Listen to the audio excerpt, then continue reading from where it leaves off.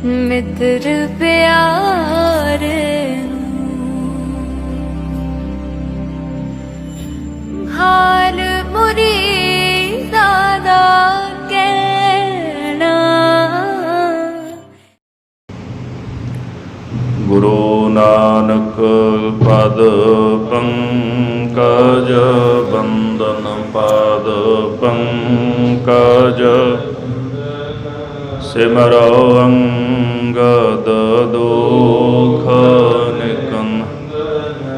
गुर अमरदास हृदय नित त्यागो हृदय नित।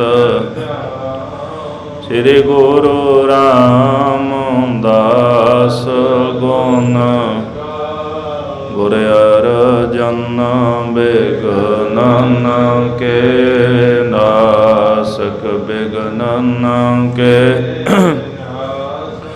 हर गोबिंद शुभ सुमत पर का। श्री हर राय नमोकार जोरी नमोकार। श्री हर कृष्ण मनाव गुर तेग बहादुर परम जी परम कृपाला। श्री गुरु गोबिंद सिंह वे तारो तरा पर पुन पुन सीसा जी पुन पुन सी। बंदों बार बार जगदी एक ओंकार सतगुरु तेह प्रसाद सच हो। वाहेगुरु जी की फतेह है विघ्न विनाशन। वाहेगुरु जी की फतेह है विघ्न विनाशन सोए।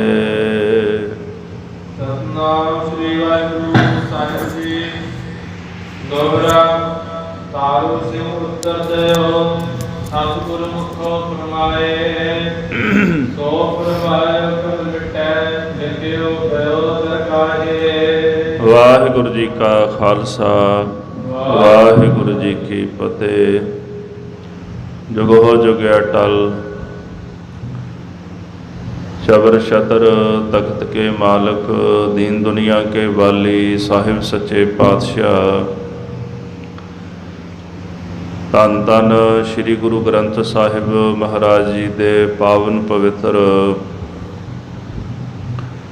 चरणा कबलों पास हाजरियां पर रही गुरु स्वरूप गुरु खालसा साध संगत जी। आप जी सरबत गुर सिख संगतां लड़ीवार गुरु पंथ का इतिहास सरवण करने वास्ते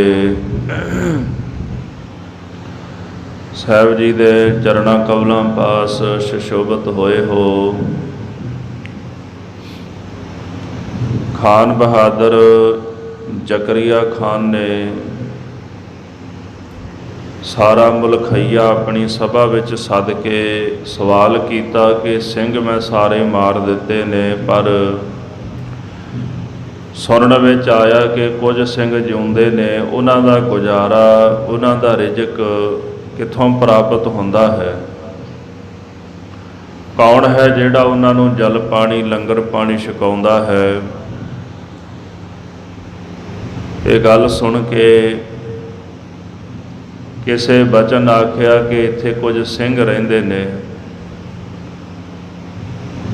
जो नगरां विच रह के ਸਿੰਘਾਂ ताईं लंगर पानी पहुँचाउंदे ने, सेवा करते ने, रिजक देंदे ने,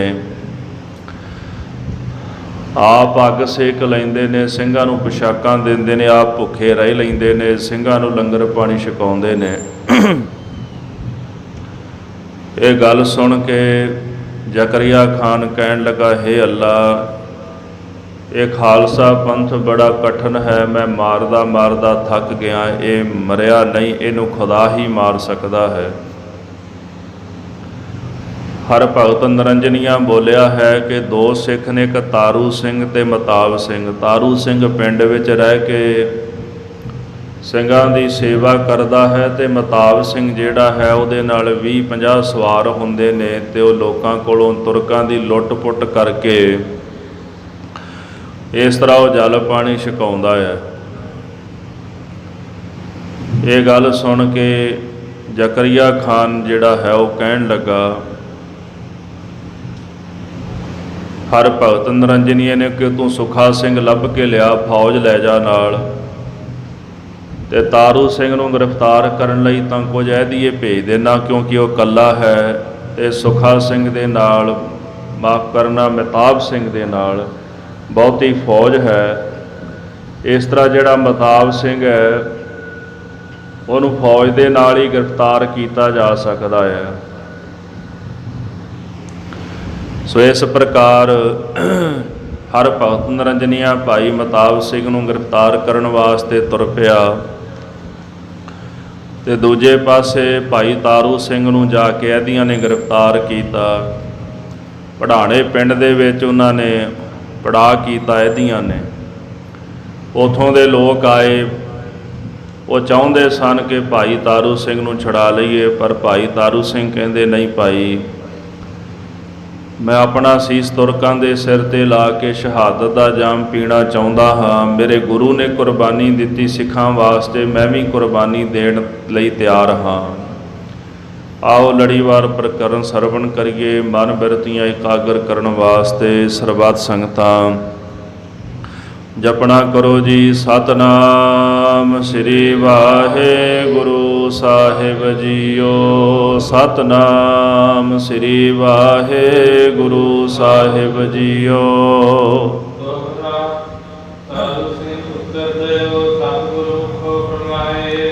ਭਾਈ ਤਾਰੂ ਸਿੰਘ ਜੀ ਨੇ ਪੜਾਣੇ ਦੀ ਸੰਗਤ ਨੂੰ ਇਹ ਹੁਕਮ ਦਿੱਤਾ, ਇਹ ਬਚਨ ਸੁਣਾਏ ਹਨ ਕਿ ਸਤਿਗੁਰੂ ਸੱਚੇ ਪਾਤਸ਼ਾਹ ਮਹਾਰਾਜ ਨੇ ਬਹੁਤ ਵੱਡੀ ਕੁਰਬਾਨੀ ਦਿੱਤੀ ਸਿੱਖਾਂ ਦੇ ਵਾਸਤੇ। ਜਿਹੜਾ ਰਾਜ ਪਾਠ ਸੀ, ਰਾਜ ਭਾਗ ਸੀਗਾ, ਇਹ ਰਾਜ ਭਾਗ ਬਾਬਰ ਨੂੰ ਗੁਰੂ ਨਾਨਕ ਸਾਹਿਬ ਨੇ ਦਿੱਤਾ ਸੀ। ਨਾਲੇ ਬਚਨ ਕੀਤਾ ਸੀ ਬਾਬਰ ਨੂੰ ਕਿ ਜੇ ਸਮਾਂ ਆਇਆ, ਜੇ ਤੂੰ ਬਦੀਆਂ ਕਰੇਂਗਾ, ਪਾਪ ਕਰੇਂਗਾ, ਅਤਿਆਚਾਰ ਕਰੇਂਗਾ, ਇਹੀ ਰਾਜ ਤੇਰੇ ਕੋਲੋਂ ਖੋਹ ਲਵਾਂਗੇ। ਤੇ ਸੰਗਤਾਂ ਦਾ ਸਵਾਲ ਸੀ ਕਿ ਗੁਰੂ ਸਾਹਿਬ ਨੂੰ ਸੀਸ ਲਾਉਣ ਦੀ ਲੋੜ ਕਿਉਂ ਪੈ ਗਈ। ਇਹ ਬਚਨ ਸੁਣ ਕੇ ਭਾਈ ਤਾਰੂ ਸਿੰਘ ਜੀ ਕਹਿਣ ਲੱਗੇ ਕਿ ਸਤਿਗੁਰਾਂ ਨੇ ਇਸ ਤਰ੍ਹਾਂ ਆਪਣੇ ਮੁਖ ਤੋਂ ਫਰਮਾਨ ਕੀਤਾ, ਹੁਕਮ ਕੀਤਾ ਹੈ। ਜੋ ਸਤਿਗੁਰਾਂ ਨੇ ਫਰਮਾਇਆ ਹੈ ਉਹ ਕਦੇ ਮਿਟ ਨਹੀਂ ਸਕਦਾ। ਜਿਹੜਾ ਦਰਗਾਹ ਤੋਂ ਲਿਖਿਆ ਹੁੰਦਾ ਨਾ, ਅਕਾਲ ਪੁਰਖ ਦੀ ਸਭਾ ਤੋਂ, ਉਹਦੀ ਕਚਹਿਰੀ ਵਿੱਚੋਂ ਜੋ ਕੁਝ ਲਿਖਿਆ ਜਾਂਦਾ ਹੈ ਉਹ ਕਦੇ ਵੀ ਮਿਟ ਨਹੀਂ ਸਕਦਾ।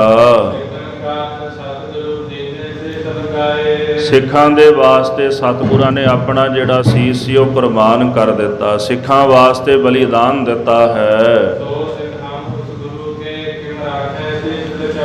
ਤੇ ਅਸੀਂ ਵੀ ਉਸ ਗੁਰੂ ਦੇ ਸਿੱਖ ਹਾਂ ਨਾ, ਜਿਸ ਗੁਰੂ ਨੇ ਸਿੱਖਾਂ ਵਾਸਤੇ ਬਲੀਦਾਨ ਦਿੱਤਾ ਹੈ, ਅਸੀਂ ਵੀ ਉਸ ਗੁਰੂ ਦੇ ਸਿੱਖ ਹਾਂ। ਤੇ ਅਸੀਂ ਆਪਣਾ ਸੀਸ ਕਿਵੇਂ ਰੱਖ ਸਕਦੇ ਹਾਂ, ਆਪਣੇ ਆਪ ਨੂੰ ਕਿਵੇਂ ਬਚਾ ਸਕਦੇ ਹਾਂ।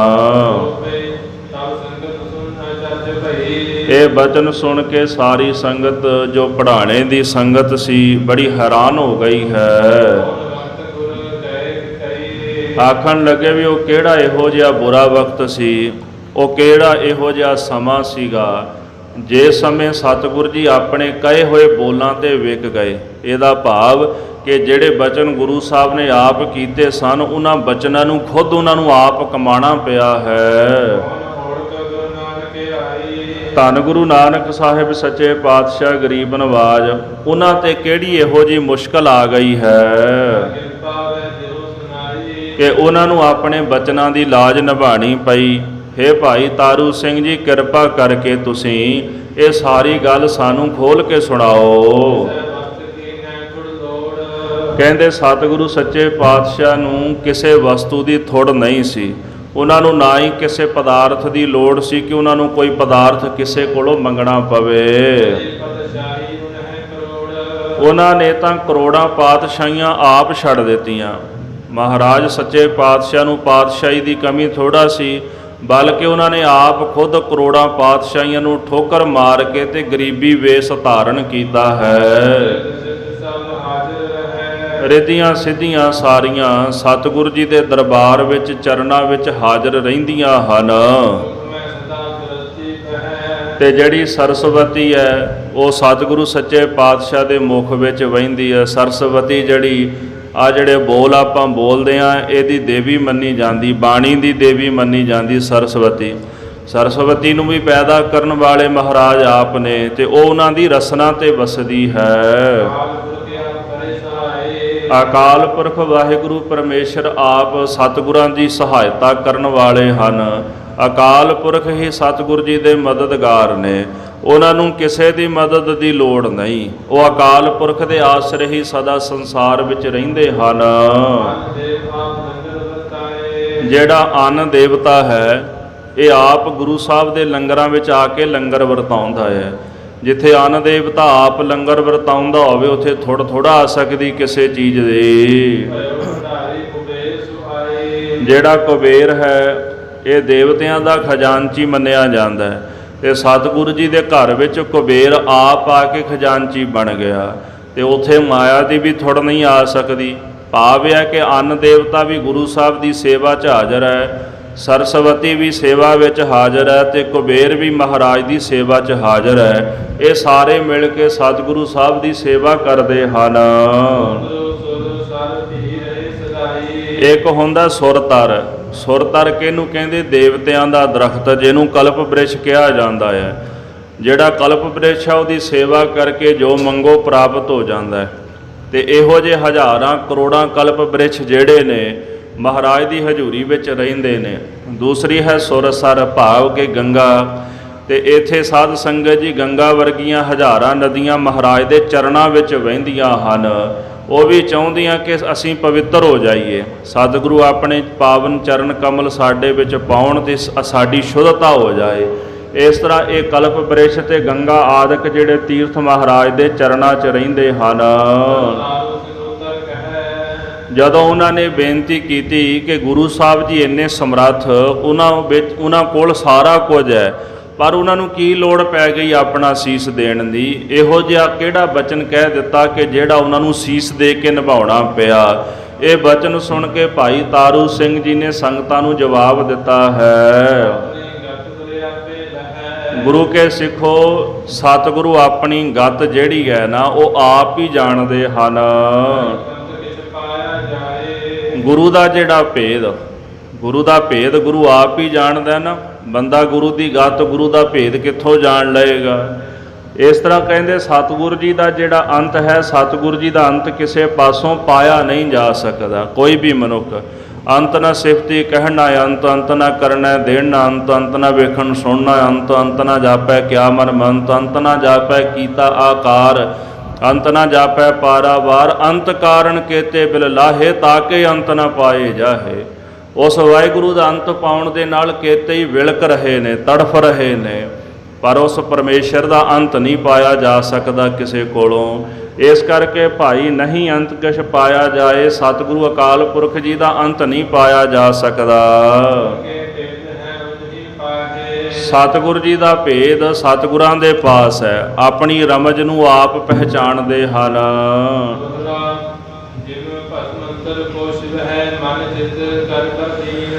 ਸਾਧ ਸੰਗਤ ਜੀ, ਭਾਈ ਰਤਨ ਸਿੰਘ ਜੀ ਨੇ ਉਦਾਹਰਣ ਦਿੱਤੀ ਹੈ। ਇੱਕ ਭਸਮੰਤਰ ਦੈਂਤ ਹੋਇਆ ਹੈ, ਜਿਹਨੂੰ ਆਪਾਂ ਭਸਮਾਸੁਰ ਵੀ ਕਹਿੰਦੇ ਆ। ਪਿੱਛੇ ਜੀ ਦਾਸ ਨੇ ਇਹਦਾ ਜ਼ਿਕਰ ਵੀ ਕੀਤਾ ਸੀ। ਭਸਮਾਸੁਰ ਨੇ ਸ਼ਿਵ ਜੀ ਦੀ ਬੰਦਗੀ ਕੀਤੀ, ਆਰਾਧਨਾ ਕੀਤੀ, ਤੇ ਸ਼ਿਵ ਜੀ ਪ੍ਰਗਟ ਹੋ ਗਏ। ਵਰ ਕੀ ਮੰਗ, ਜੋ ਤੂੰ ਚਾਹੁੰਦਾ ਹੈ ਉਹ ਵਰ ਮੰਗ, ਮੇਰੇ ਕੋਲੋਂ ਕੀ ਮੰਗਣਾ ਚਾਹੁੰਦਾ ਹੈ? ਤੇ ਉਹਨੇ ਆਖਿਆ ਜੀ ਵੀ ਮੈਂ ਜਿਹਦੇ ਸਿਰ ਤੇ ਹੱਥ ਰੱਖਾਂ ਤੇ ਉਹ ਸਵਾਹ ਹੋ ਜਾਏ। ਮਨ ਚਿੱਤ ਕਰ ਬਰਦੀਨ, ਸ਼ਿਵ ਜੀ ਨੇ ਮਨ ਚਿੱਤ ਕਰਕੇ ਉਹਨੂੰ ਵਰ ਦੇ ਦਿੱਤਾ। ਤਥਾ ਅਸਤੂ ਇਵੇਂ ਹੀ ਹੋਵੇਗਾ। ਹੁਣ ਵਰ ਤਾਂ ਸ਼ਿਵ ਜੀ ਨੇ ਦੇ ਦਿੱਤਾ, ਮਸਲਾ ਇਹ ਖੜਾ ਹੋ ਗਿਆ ਕਿ ਭਸਮਾਸੁਰ ਮਨ ਵਿੱਚ ਸੋਚਣ ਲੱਗਾ ਵੀ ਇਹਦੇ ਸਿਰ ਤੇ ਹੱਥ ਰੱਖ ਕੇ ਨਾ ਸ਼ਿਵ ਜੀ ਨੂੰ ਭਸਮ ਕਰਦਾ ਤੇ ਪਾਰਵਤੀ ਆਪਾਂ ਵਿਆਹ ਲਵਾਂਗੇ। शिव जी मूहरे मूहरे भस्मासुर पिछे। हुण वर आप दिता ते फस भी आप गए ना शिव जी। अखीर फिर उन्हें विष्णु कोल बेनती की, फिर भगवान प्रगट होए, भस्मासुर नूं कहण लगे की होया? कहंदे ओ शिव जी नूं मैं उहनूं सवाह करना। शिव जी नूं आखदे ने भी वो तां भंग पी के बैठा रहिंदा है, सप गल च पाए होए ने, ਇਹਦਾ भी कदे वर चलना, ਇਹਦਾ भी दिता होया वर जिहड़ा ਉਹ कदे चलदा है। परख के तां वेख लै पहिलां भी ਉਹਨੇ ਤੈਨੂੰ वर दिता भी ਉਹਦਾ वर चलदा कि नहीं चलदा, ਐਵੇਂ माण करी जाना है। ਇਹ ਗੱਲ सुन के भस्मासुर कहंदा भी की करा? कहंदे जी अपने सिर ते हत्थ रख लै, भी तैनूं हुणे पता लग जाएगा भी ਉਹਦਾ दिता वर चलदा कि नहीं चलदा। ਉਹ भस्मासुर ने अपने सिर ते हत्थ रखिया ते आप ही सुआह हो गया। भाव यह है कि वर दिता सी शिव जी ने, पर भस्मासुर शिव जी नूं ही सुआह करना चाहुंदा सी, मुसीबत विच पै गया वो आप। इस तरह भाई रतन सिंह जी कहते हैं कि जिस तरह वर दे के शिव जी आप मुसीबत विच पै गए। सतगुर जी ने बेपरवाही करके बाबर नूं राज दे दिता, 7 पुस्तां दा राज उहनूं दिता। बचन महाराज ने कीता, पर उही बाबर दी कुल उहदे पुੱਤ पोतरे पड़पोतरे सतगुर जी दे नाल जंग करते रहे। गुरु अर्जन देव जी नूं, 9वें पातशाह नूं, कलगीधर जी दा समूह परिवार सब नूं तसीहत दे के शहीद कीता इन्हां समय दे बादशाह ने। वर भी गुरु ने दिता राज दा, ते गुरु कोलों राज सत्ता लैके ते सतगुरु जी दे पंथ नूं ही मारन ते तुले होए सन। भाई रतन सिंह जी कहते गुरु प्यारे संत जनो तुसी सुनो। सतगुरां ने अपने मुख तो आप वर दिता, अखीर आप ही भारी दुख सहणे पए। ਜਿਹੜੇ बचन सतगुरां ने मुख तो कढ़े सन उन्हां बचनां नूं पालना भी पिया। ते सतगुर जी ने अपने सिखां दे कारण अनेकां दुख सहणे कीते ਹਨ। अपने सिखां दी प्रतिपालना कीती, सिखां ते आंच नहीं आण दित्ती। सारे दुख ਜਿਹੜੇ सन आप सहार लए ਹਨ। सतगुरु गुरु नानक साहब सच्चे पातशाह जी ने ਜਦੋਂ ਮਾਤ ਲੋਕ ਦੀ ਧਰਤੀ ਤੇ ਅਵਤਾਰ ਧਾਰਨ ਕੀਤਾ ਹੈ, ਤੇ ਸਤਿਗੁਰੂ ਮਹਾਰਾਜ ਜੀ ਨੇ ਆਪਣੇ ਬਹੁਤ ਸਾਰੇ ਸਿੱਖਾਂ ਨੂੰ ਨਿਹਾਲ ਕੀਤਾ। ਜਿਨ੍ਹਾਂ ਨੇ ਦਰਸ਼ਨ ਸਤਿਗੁਰਾਂ ਦੇ ਪ੍ਰਾਪਤ ਕੀਤੇ, ਗੁਰੂ ਸਾਹਿਬ ਨੇ ਉਹਨਾਂ ਦੀ ਕਲਿਆਣਤਾ ਕਰ ਦਿੱਤੀ, ਉਹਨਾਂ ਸਿੱਖਾਂ ਦਾ ਭਲਾ ਕਰ ਦਿੱਤਾ। ਜਿਨ੍ਹਾਂ ਨੇ ਤੁੱਛ ਮਾਤਰ ਦਾ ਭਾਵ ਹੀ ਥੋੜੀ ਜੀ, ਜਿਨ੍ਹਾਂ ਨੇ ਥੋੜੀ ਜੀ ਵੀ ਮਹਾਰਾਜ ਸੱਚੇ ਪਾਤਸ਼ਾਹ ਜੀ ਦੀ ਸੇਵਾ ਕੀਤੀ ਹੈ,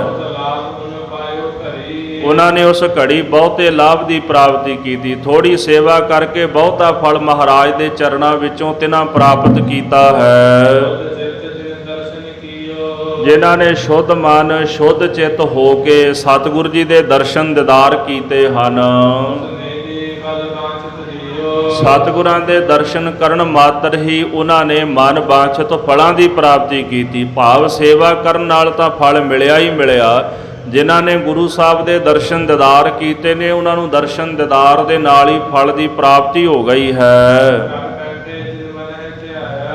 ਜਿਨ੍ਹਾਂ ਨੇ ਆਪਣੇ ਘਰ ਦੇ ਵਿੱਚ ਬਹਿ ਕੇ ਸਤਿਗੁਰਾਂ ਨੂੰ ਮਨ ਕਰਕੇ ਧਿਆਇਆ ਹੈ,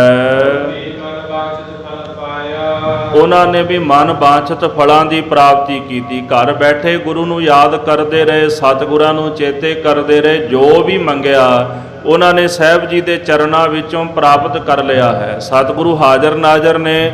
ਜਿੱਥੇ ਵੀ ਸਿੱਖ ਮਹਾਰਾਜ ਨੂੰ ਯਾਦ ਕਰਦਾ ਹੈ, ਦੁਕਾਲੰ ਪ੍ਰਣਾਸੀ ਦਇਆਲੰ ਸਰੂਪੇ ਸਦਾ ਅੰਗ ਸੰਗੇ ਅਭੰਗੰ ਵਿਭੂਤੇ। ਸਤਿਗੁਰੂ ਸਦਾ ਸਿੱਖਾਂ ਦੇ ਅੰਗ ਸੰਗ ਨੇ, ਨਾਲ ਰਹਿੰਦੇ ਨੇ। ਹੈ ਹਜ਼ੂਰ कत दूर बताओ, परमात्मा हाजर नाजर है। के जाहर जहूर हैं, के हाजर हजूर है। हमेशुल सलाम है, समस्तुल कलाम है। वो सदा हाजर नाजर मनुख दे नेड़े रहन वाला वाहिगुरु प्रतख है।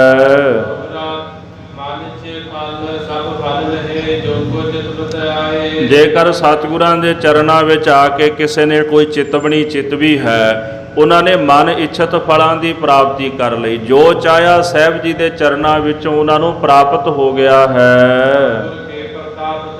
ਰਾਜੀ ਨਿਤ ਜਾਏ। ਸਤਿਗੁਰ ਜੀ ਦੇ ਪ੍ਰਤਾਪ ਸਦਕਾ ਕੋਈ ਵੀ ਮਹਾਰਾਜ ਦੇ ਚਰਨਾਂ ਵਿੱਚੋਂ ਖਾਲੀ ਨਹੀਂ ਗਿਆ। ਜਿਹੜਾ ਆ ਗਿਆ, ਜੋ ਮੰਗਿਆ ਉਹਨਾਂ ਨੇ ਪ੍ਰਾਪਤ ਕਰ ਲਿਆ।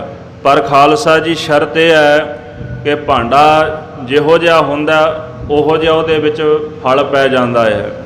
ਜਿਵੇਂ ਤੁਹਾਡੇ ਘਰ ਦੇ ਵਿੱਚ ਬਰਤਨ ਨੇ, ਛੋਟੀ ਜੀ ਕੌਲੀ ਹੋਵੇ ਤੇ ਉਹਦੇ ਵਿੱਚ ਵਸਤੂ ਵੀ ਉਨੀ ਕੀ ਪੈਂਦੀ ਹੈ। ਭਾਂਡਾ ਵੱਡਾ ਹੋਵੇ, ਵੱਡੇ ਭਾਂਡੇ ਵਿੱਚ ਜ਼ਿਆਦਾ ਵਸਤੂ ਪੈ ਜਾਂਦੀ ਹੈ। ਜਿਹੜਾ ਭਾਂਡਾ ਪੁੱਠਾ ਪਿਆ ਹੋਵੇ ਉਹਦੇ ਵਿੱਚ ਕੁਝ ਨਹੀਂ ਪੈਂਦਾ ਹੁੰਦਾ। ਇੱਦਾਂ ਹੀ ਸਾਡੀ ਅੰਦਰ ਦੀ ਭਾਵਨਾ, ਅੰਦਰ ਦੀ ਸ਼ਰਧਾ ਹੈ। ਜਦੋਂ ਸ਼ਰਧਾ ਬਣ ਜਾਂਦੀ, ਸ਼ਰਧਾ ਦਾ ਭਾਂਡਾ ਜਿੰਨਾ ਵਿਸ਼ਾਲ, ਜਿੰਨਾ ਵੱਡਾ ਹੁੰਦਾ ਜਾਂਦਾ ਹੈ, ਉਹਦੇ ਵਿੱਚ ਮਹਾਰਾਜ ਉਹੋ ਜੀ ਫਿਰ ਮਹਾਨ ਵਸਤੂ ਵੀ ਪਾ ਦਿੰਦੇ ਹਨ। ਤਲਵੰਡੀ ਰਾਏ ਭੋਏ ਕੀ ਭਇਓ। ਤਲਵੰਡੀ ਜਿਹੜਾ ਨਗਰ ਹੈ, ਜਿਹਨੂੰ ਅੱਜ ਕੱਲ੍ਹ ਆਪਾਂ ਸ੍ਰੀ ਨਨਕਾਣਾ ਸਾਹਿਬ ਕਹਿੰਦੇ ਹਾਂ, ਤਲਵੰਡੀ ਪਾਕਿਸਤਾਨ ਦੇ ਵਿੱਚ ਇਹ ਸੁਸ਼ੋਭਿਤ ਹੈ। ਇਹਨੂੰ ਰਾਏ ਭੋਏ ਦੀ ਤਲਵੰਡੀ ਕਹਿੰਦੇ ਸਨ। ਰਾਜਾ ਰਾਏ ਭੋਏ ਇੱਥੇ ਰਾਜ ਕਰਦਾ ਸੀ, ਜਿਹੜਾ ਰਾਏ ਬੁਲਾਰ ਦਾ ਪਿਤਾ ਸੀਗਾ। ਹੁਣ ਰਾਏ ਭੋਏ ਦੀ ਜਿਹੜੀ ਤਲਵੰਡੀ ਹੈ, ਮਹਾਰਾਜ ਗੁਰੂ ਨਾਨਕ ਸਾਹਿਬ ਦਾ ਤਿੱਥੇ ਪ੍ਰਕਾਸ਼ ਹੋਇਆ ਹੈ। ਗੁਰੂ ਨਾਨਕ ਸਾਹਿਬ ਸੱਚੇ ਪਾਤਸ਼ਾਹ ਨੇ ਇੱਥੇ ਪ੍ਰਕਾਸ਼ ਧਾਰਨ ਕਰਕੇ ਇਸ ਧਰਤੀ ਨੂੰ ਭਾਗ ਲਾਏ ਹਨ, ਜਿਹੜੀ ਅੱਜ ਕੱਲ੍ਹ ਨਨਕਾਣਾ ਸਾਹਿਬ ਦੀ ਧਰਤੀ ਹੈ। ਮਹਾਰਾਜ ਗੁਰੂ ਨਾਨਕ ਸਾਹਿਬ ਜੀ ਸਰੀਰਕ ਤੌਰ 'ਤੇ ਛੋਟੇ ਸਨ। ਜਦੋਂ ਸਤਿਗੁਰਾਂ ਦਾ ਪ੍ਰਕਾਸ਼ ਹੋਇਆ ਨਾ, ਤੇ ਛੋਟੇ ਸਨ ਤੇ ਰਾਏ ਬੁਲਾਰ ਆਇਆ ਦਰਸ਼ਨ ਮਾਫ ਕਰਨਾ। ਰਾਏ ਭੋਏ ਜਿਹੜਾ ਸੀ ਉਹ ਸਤਿਗੁਰਾਂ ਦੇ ਦਰਸ਼ਨ ਕਰਨ ਵਾਸਤੇ ਆਇਆ ਹੈ। ਸਤਿਗੁਰਾਂ ਦੇ ਦੀਦਾਰ ਦਰਸ਼ਨ ਕਰਕੇ ਨਾ, ਦਰਸ਼ਨਾਂ ਦੇ ਪ੍ਰਤਾਪ ਦੇ ਨਾਲ ਹਿੰਦੁਸਤਾਨ ਦਾ ਜਿਹੜਾ ਬਾਦਸ਼ਾਹ ਸੀਗਾ ਉਹਦਾ ਜਾ ਕੇ ਵਜ਼ੀਰ ਆਜ਼ਮ ਬਣਿਆ। ਉਸ ਟਾਈਮ ਦੇ ਵਿੱਚ ਜਿਹੜਾ ਤੈਮੂਰ ਖਾਨ ਸੀ ਉਹ ਹਿੰਦੁਸਤਾਨ ਦਾ ਬਾਦਸ਼ਾਹ ਸੀ। ਸਿਕੰਦਰ ਕਾਣੇ ਤੋਂ ਬਾਅਦ ਤੈਮੂਰ ਖਾਨ ਜਿਹੜਾ ਸੀ ਉਹ ਬਾਦਸ਼ਾਹ ਬਣਿਆ, ਤੇ ਉਸ ਬਾਦਸ਼ਾਹ ਦਾ ਜਾ ਕੇ ਵਜ਼ੀਰ ਬਣ ਗਿਆ। ਨਨਕਾਣਾ ਸਾਹਿਬ ਦਾ ਜਿਹੜਾ ਮੁੜ ਕੇ ਰਾਜਾ ਸੀ ਉਹ ਰਾਏ ਬੁਲਾਰ ਸੀ, ਜਿਹੜਾ ਰਾਏ ਭੋਏ ਦਾ ਅੱਗੋਂ ਪੁੱਤਰ ਸੀਗਾ। ਸੋ ਇਸ ਪ੍ਰਕਾਰ ਗੁਰੂ ਸਾਹਿਬ ਦੇ ਦਰਸ਼ਨ ਕਰਨ ਕਰਕੇ ਰਾਏ ਭੋਏ ਜਿਹੜਾ ਸੀ ਉਹਨੂੰ ਹਿੰਦੁਸਤਾਨ ਦੀ ਵਜ਼ੀਰੀ ਪ੍ਰਾਪਤ ਹੋਈ ਹੈ। ਇਸ ਤਰ੍ਹਾਂ ਉਹਨੇ ਵੀ ਸਤਿਗੁਰੂ ਸੱਚੇ ਪਾਤਸ਼ਾਹ ਦਾ ਜਿਹੜਾ ਪ੍ਰਤਾਪ ਸੀ ਉਹ ਜਾਣ ਲਿਆ। ਇਸ ਤਰ੍ਹਾਂ ਸਤਿਗੁਰਾਂ ਦੀ ਕਿਰਪਾ ਦੇ ਨਾਲ ਇਹ ਜਿਹੜਾ ਰਾਏ ਭੋਏ ਸੀਗਾ, ਇਹ ਜਾ ਕੇ ਦਿੱਲੀ ਦੇ ਵਿੱਚ ਹਿੰਦੁਸਤਾਨ ਦਾ ਵਜ਼ੀਰ ਆਜ਼ਮ ਬਣਿਆ ਹੈ। ਦੂਸਰੇ ਪਾਸੇ ਜਿਹੜਾ ਦੌਲਤ ਖਾਂ ਲੋਧੀ ਸੀਗਾ ਉਹ ਪਠਾਨ ਸੀਗਾ, ਜਿਹਦੇ ਪਾਸ ਗੁਰੂ ਨਾਨਕ ਸਾਹਿਬ ਜੀ ਨੇ ਕੁਝ ਸਮਾਂ ਰਹਿ ਕੇ ਮੋਦੀਖਾਨਾ ਚਲਾਇਆ ਹੈ। ਅਸਲ ਦੇ ਵਿੱਚ ਜਿਹੜਾ ਸੁਲਤਾਨਪੁਰ ਨਗਰ ਸੀ, ਜਿੱਥੇ ਬੇਬੇ ਨਾਨਕੀ ਵਿਆਹੀ ਸੀ, ਮਹਾਰਾਜ ਗੁਰੂ ਨਾਨਕ ਸਾਹਿਬ ਜੀ ਦੇ ਵੱਡੇ ਭੈਣ ਜੀ ਸਨ ਬੇਬੇ ਨਾਨਕੀ, ਉਹ ਸੁਲਤਾਨਪੁਰ ਨਗਰ ਵਿਆਹੇ ਸਨ, ਤੇ ਭਾਈਆ ਜੈ ਰਾਮ ਜੀ ਉਹਨਾਂ ਦੇ ਪਤੀ ਸਨ। ਤੇ ਗੁਰੂ ਨਾਨਕ ਸਾਹਿਬ ਸੱਚੇ ਪਾਤਸ਼ਾਹ ਜੀ ਨੂੰ ਸੁਲਤਾਨਪੁਰੇ ਲੈ ਗਏ, ਤੇ ਦੌਲਤ ਖਾਨ ਨੂੰ ਜਾ ਕੇ ਬੇਨਤੀ ਕੀਤੀ ਹੈ ਕਿ ਇਹ ਮੇਰੀ ਜੋ ਸਪਤਨੀ ਹੈ ਉਹਨਾਂ ਦਾ ਭਰਾਤਾ ਹੈ, ਤੇ ਇਹਨਾਂ ਨੂੰ ਕੋਈ ਕੰਮ ਕਾਜ ਦੇ ਦਿਓ। ਤੇ ਦੌਲਤ ਖਾਨ ਨੇ ਫਿਰ ਆਪਣੇ ਮੋਦੀਖਾਨੇ ਵਿੱਚ ਸਤਿਗੁਰਾਂ ਨੂੰ ਰੱਖਿਆ ਹੈ। ਇਸ ਤਰ੍ਹਾਂ ਦੌਲਤ ਖਾਨ ਦੇ ਮੋਦੀਖਾਨੇ ਦੇ ਵਿੱਚ ਸਤਿਗੁਰੂ ਉਹਦੇ ਮੋਦੀ ਬਣ ਗਏ ਹਨ। ਹੁਣ ਉਹਨੇ ਵੀ ਸਤਿਗੁਰਾਂ ਦੀ ਕਲਾ ਜਿਹੜੀ ਸੀ ਉਹ ਜਾਣ ਲਈ। 13 ਤੋਲਦੇ ਸਨ, 13 ਅੱਜ ਕੱਲ੍ਹ ਅਸੀਂ 13 ਬਣਾ ਲਿਆ, ਅਸੀਂ ਗਿਣਤੀ ਦਾ 13 ਬਣਾ ਲਿਆ। ਫੋਨ ਨੰਬਰ ਵੀ 13, ਗੱਡੀ ਦਾ ਨੰਬਰ ਵੀ 13, ਘਰ ਦਾ ਵੀ ਨੰਬਰ 13, ਤੇ ਅਸੀਂ ਦੁਕਾਨਾਂ ਦਾ ਨੰਬਰ ਵੀ 13 ਰੱਖ ਲਿਆ। ਵਹਿਮਾਂ 'ਚ ਪੈ ਗਏ। ਮਹਾਰਾਜ ਨੇ 13 ਨਹੀਂ ਸੀ ਤੋਲਿਆ, ਗੁਰੂ ਸਾਹਿਬ ਨੇ 13 ਕਹਿ ਕੇ ਤੋਲਿਆ ਸੀਗਾ। ਸਤਿਗੁਰੂ ਜੀ ਦਾ ਬਚਨ ਵੀ ਬਾਣੀ ਦੇ ਵਿੱਚ ਆਉਂਦਾ ਹੈ, ਮੇਰਾ ਮੁਝ ਮੈਂ ਕਿਛ ਨਹੀਂ, ਜੋ ਕਿਛ ਹੈ ਸੋ ਤੇਰਾ।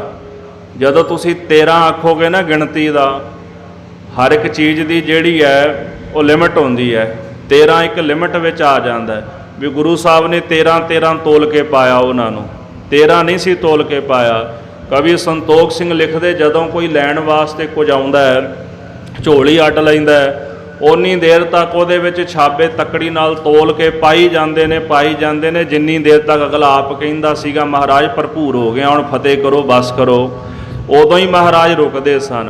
ਜਿੰਨੀ ਦੇਰ ਤੱਕ ਅਗਲਾ ਮਨਾ ਨਹੀਂ ਸੀ ਕਰਦਾ, ਪਾਈ ਜਾਂਦੇ ਸਨ, ਵਾਹਿਗੁਰੂ 13 ਹੈ। ਅਸੀਂ 13 ਬਣਾ ਲਿਆ ਗਿਣਤੀ ਦਾ। ਸੋ ਇਸ ਕਰਕੇ ਮੋਦੀ ਖਾਨੇ ਵਿੱਚ ਤੇਰਾ ਤੇਰਾ ਕਹਿ ਕੇ ਤੋਲਿਆ, ਵਾਹਿਗੁਰੂ ਸਾਰਾ ਕੁਝ ਤੇਰਾ ਹੀ ਹੈ। ਤੇ ਲੋਕਾਂ ਨੇ ਚੁਗਲੀ ਕੀਤੀ, ਦੌਲਤ ਖਾਨ ਕੋਲ ਤੇ ਤੇਰਾ ਮੋਦੀ ਖਾਨਾ ਲੁਟਾ ਦਿੱਤਾ। ਜਦੋਂ ਹਿਸਾਬ ਕਰਿਆ ਕਰੇ ਤੇ ਵਾਧਾ ਨਿਕਲਿਆ ਕਰੇ, ਘਾਟਾ ਨਹੀਂ ਪੈਣ ਦਿੱਤਾ ਮਹਾਰਾਜ ਸਤਿਗੁਰੂ ਸੱਚੇ ਪਾਤਸ਼ਾਹ ਨੇ। ਇਸ ਕਰਕੇ ਦੌਲਤ ਖਾਨ ਨੇ ਮਹਾਰਾਜ ਦੀ ਕਲਾ ਨੂੰ ਜਾਣ ਲਿਆ ਹੈ। ਇਸਕੇ ਘਰ ਕੀ ਦੁਰ ਪਠਾਣੀ। ਤੇ ਮੋਦੀ ਸਾਧ ਸੰਗਤ ਜੀ ਜਿਹੜਾ ਇਹ ਲੋਧੀ ਦੌਲਤ ਖਾਨ ਸੀਗਾ, ਇਹਦੇ ਘਰ ਵਿੱਚ 2 ਪਠਾਣੀਆਂ ਸਨ।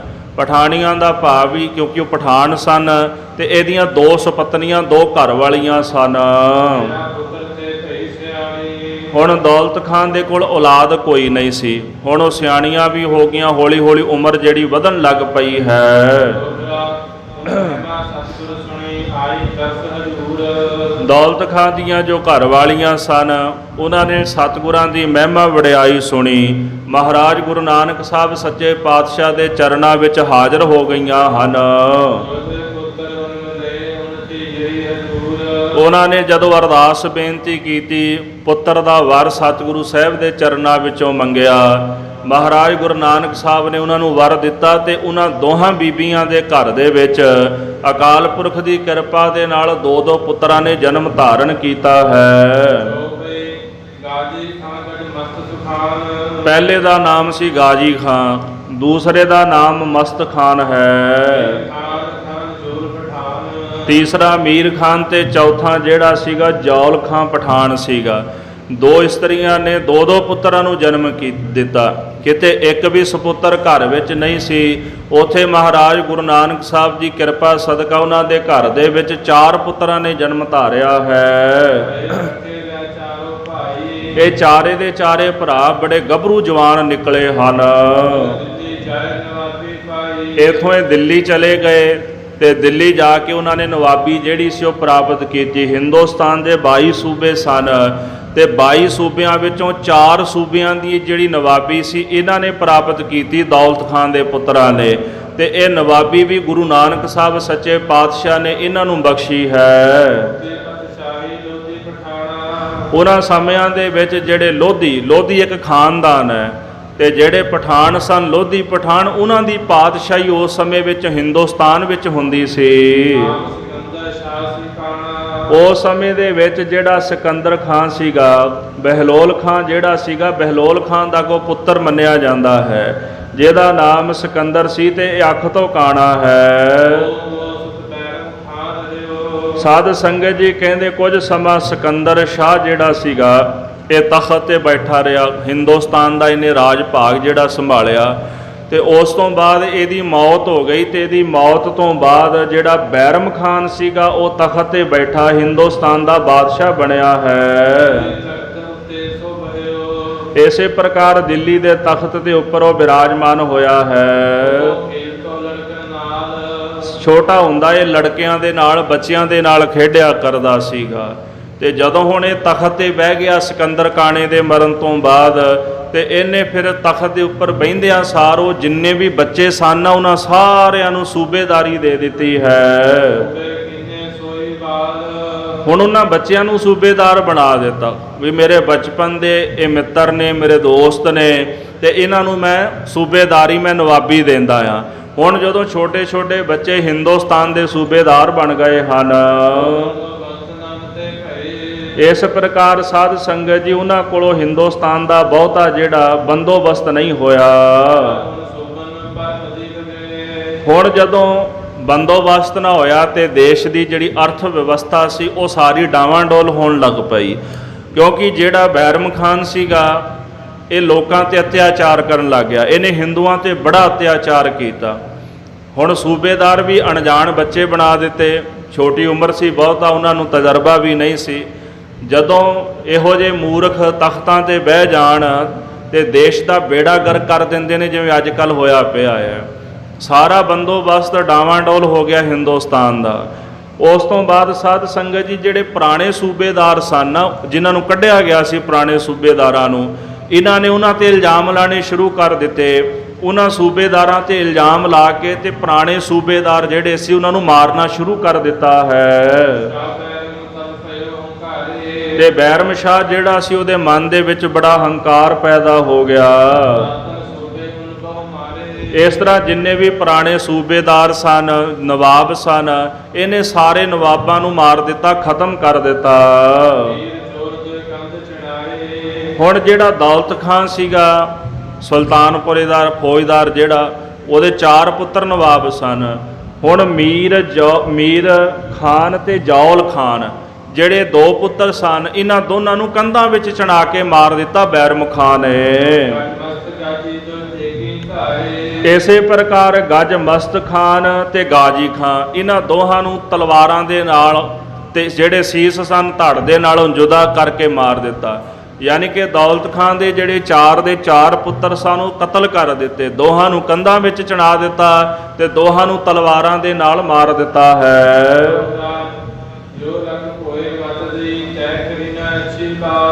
ਸਾਧ ਸੰਗਤ ਜੀ ਕਹਿੰਦੇ ਯੋਂ ਲਹ ਭੋਏ ਮਤ ਦਈ।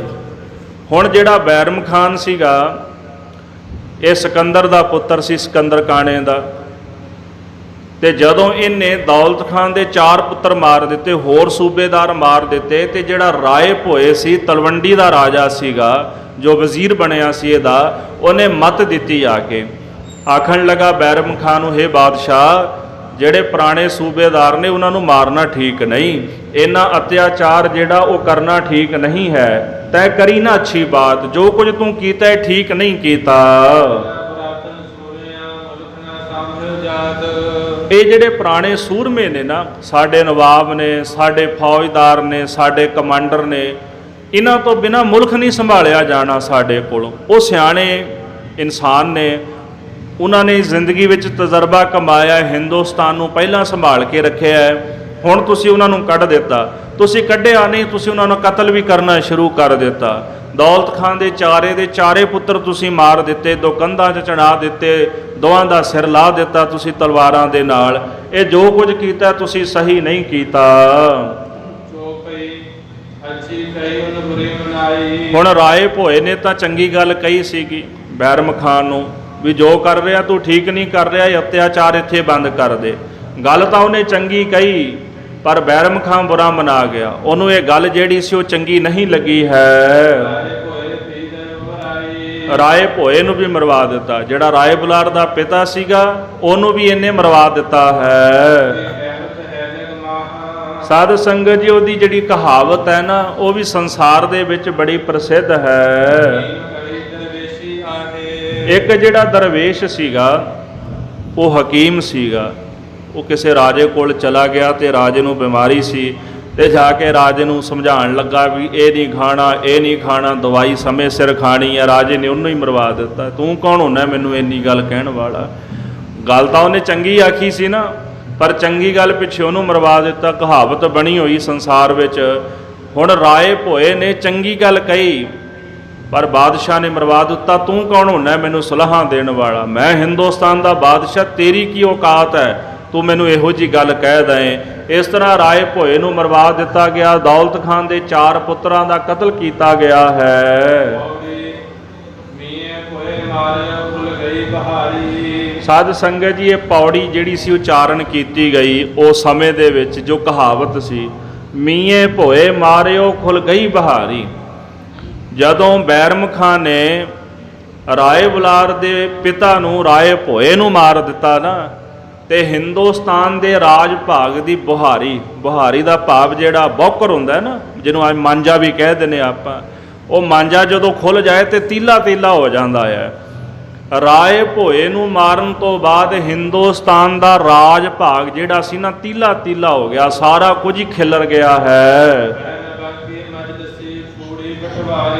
ਹੁਣ ਜਿਹੜੇ ਮਜਲਸੀ ਸਭਾ ਦੇ ਵਿੱਚ ਬਹਿਣ ਵਾਲੇ ਲੋਕ ਸਨ ਨਾ, ਉਹ ਲੋਕ ਜਿਹੜੇ ਨੇ ਆ ਕੇ ਸਭਾ ਦੇ ਵਿੱਚ ਨਹੀਂ ਬਹਿੰਦੇ, ਗੱਲਾਂ ਬਾਤਾਂ ਨਹੀਂ ਕਰਦੇ। ਹੁਣ ਸਭਾ ਨਹੀਂ ਲੱਗਦੀ, ਨਾ ਕੋਈ ਚਰਚਾ ਹੁੰਦੀ ਹੈ ਦੇਸ਼ ਦਾ ਬੰਦੋਬਸਤ ਕਿਵੇਂ ਕੀਤਾ ਜਾਏ।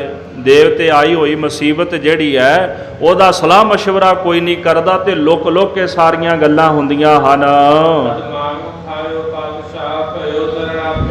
ਅਦਮਾਣੂ ਖਾਇਓ ਪਾਤਸ਼ਾਹ। ਅਦਮਾਣੂ ਦਾ ਭਾਵ ਕੀ ਹੁੰਦਾ ਹੈ ਵੀ ਦਹੀਂ ਪਾ ਕੇ ਨਾ ਵਿੱਚ, ਤੇ ਵਿੱਚ ਥੋੜਾ ਦੁੱਧ ਪਾ ਕੇ, ਤੇ ਅੱਧ ਰਿੜਕਾ ਜਿਹਾ ਬਣਾਉਣਾ, ਥੋੜਾ ਪਾਣੀ ਪਾ ਕੇ ਅੱਧ ਰਿੜਕਾ ਬਣਾਉਣਾ, ਤੇ ਇਹਨੂੰ ਅਦਮਾਣੂ ਕਹਿੰਦੇ ਨੇ।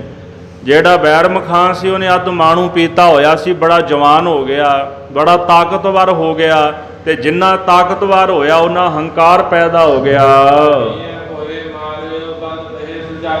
ਇਸ ਤਰ੍ਹਾਂ ਜਾ ਕੇ ਕਹਿੰਦੇ ਉਹਨੇ ਮੀਏ ਭੋਏ ਮਾਰਿਓ, ਬਾਦਸ਼ਾਹ ਨੇ ਰਾਏ ਭੋਏ ਨੂੰ ਮਾਰ ਦਿੱਤਾ, ਉਹਦਾ ਕਤਲ ਕਰ ਦਿੱਤਾ। ਉਹਨੇ ਚੰਗੀ ਸਲਾਹ ਦਿੱਤੀ, ਹੁਣ ਇਹੋ ਜਿਹਾ ਸਮਾਂ ਆ ਗਿਆ, ਬੰਦ ਬਹੇ ਸੋ ਜਾਪੇ, ਕੋਈ ਵੀ ਜਾ ਕੇ ਚੰਗੀ ਸਲਾਹ ਨਹੀਂ ਦਿੰਦਾ, ਚੰਗੀ ਸਲਾਹ ਦੇਣੀ ਬੰਦ ਕਰ ਦਿੱਤੀ। ਸਾਰੇ ਡਰਨ ਲੱਗ ਪਏ, ਆਖਦੇ ਨੇ ਵੀ ਜੇ ਰਾਏ ਭੋਏ ਨੇ ਚੰਗੀ ਸਲਾਹ ਦਿੱਤੀ, ਇਹਨੇ ਵਜ਼ੀਰ ਨਹੀਂ ਛੱਡਿਆ ਤੇ ਅਸੀਂ ਕੌਣ ਹੁੰਦੇ ਆ ਇਹਨੂੰ ਸਲਾਹਾਂ ਦੇਣ ਵਾਲੇ। ਤੇ ਮੀਏ ਭੋਏ ਮਾਰੀਏ, ਤੇ ਜਦੋਂ ਰਾਏ ਭੋਏ ਨੂੰ ਮਾਰਿਆ ਤੇ ਉਹਦੀ ਸਾਰੀ ਕਚਹਿਰੀ ਡਰ ਗਈ ਹੈ।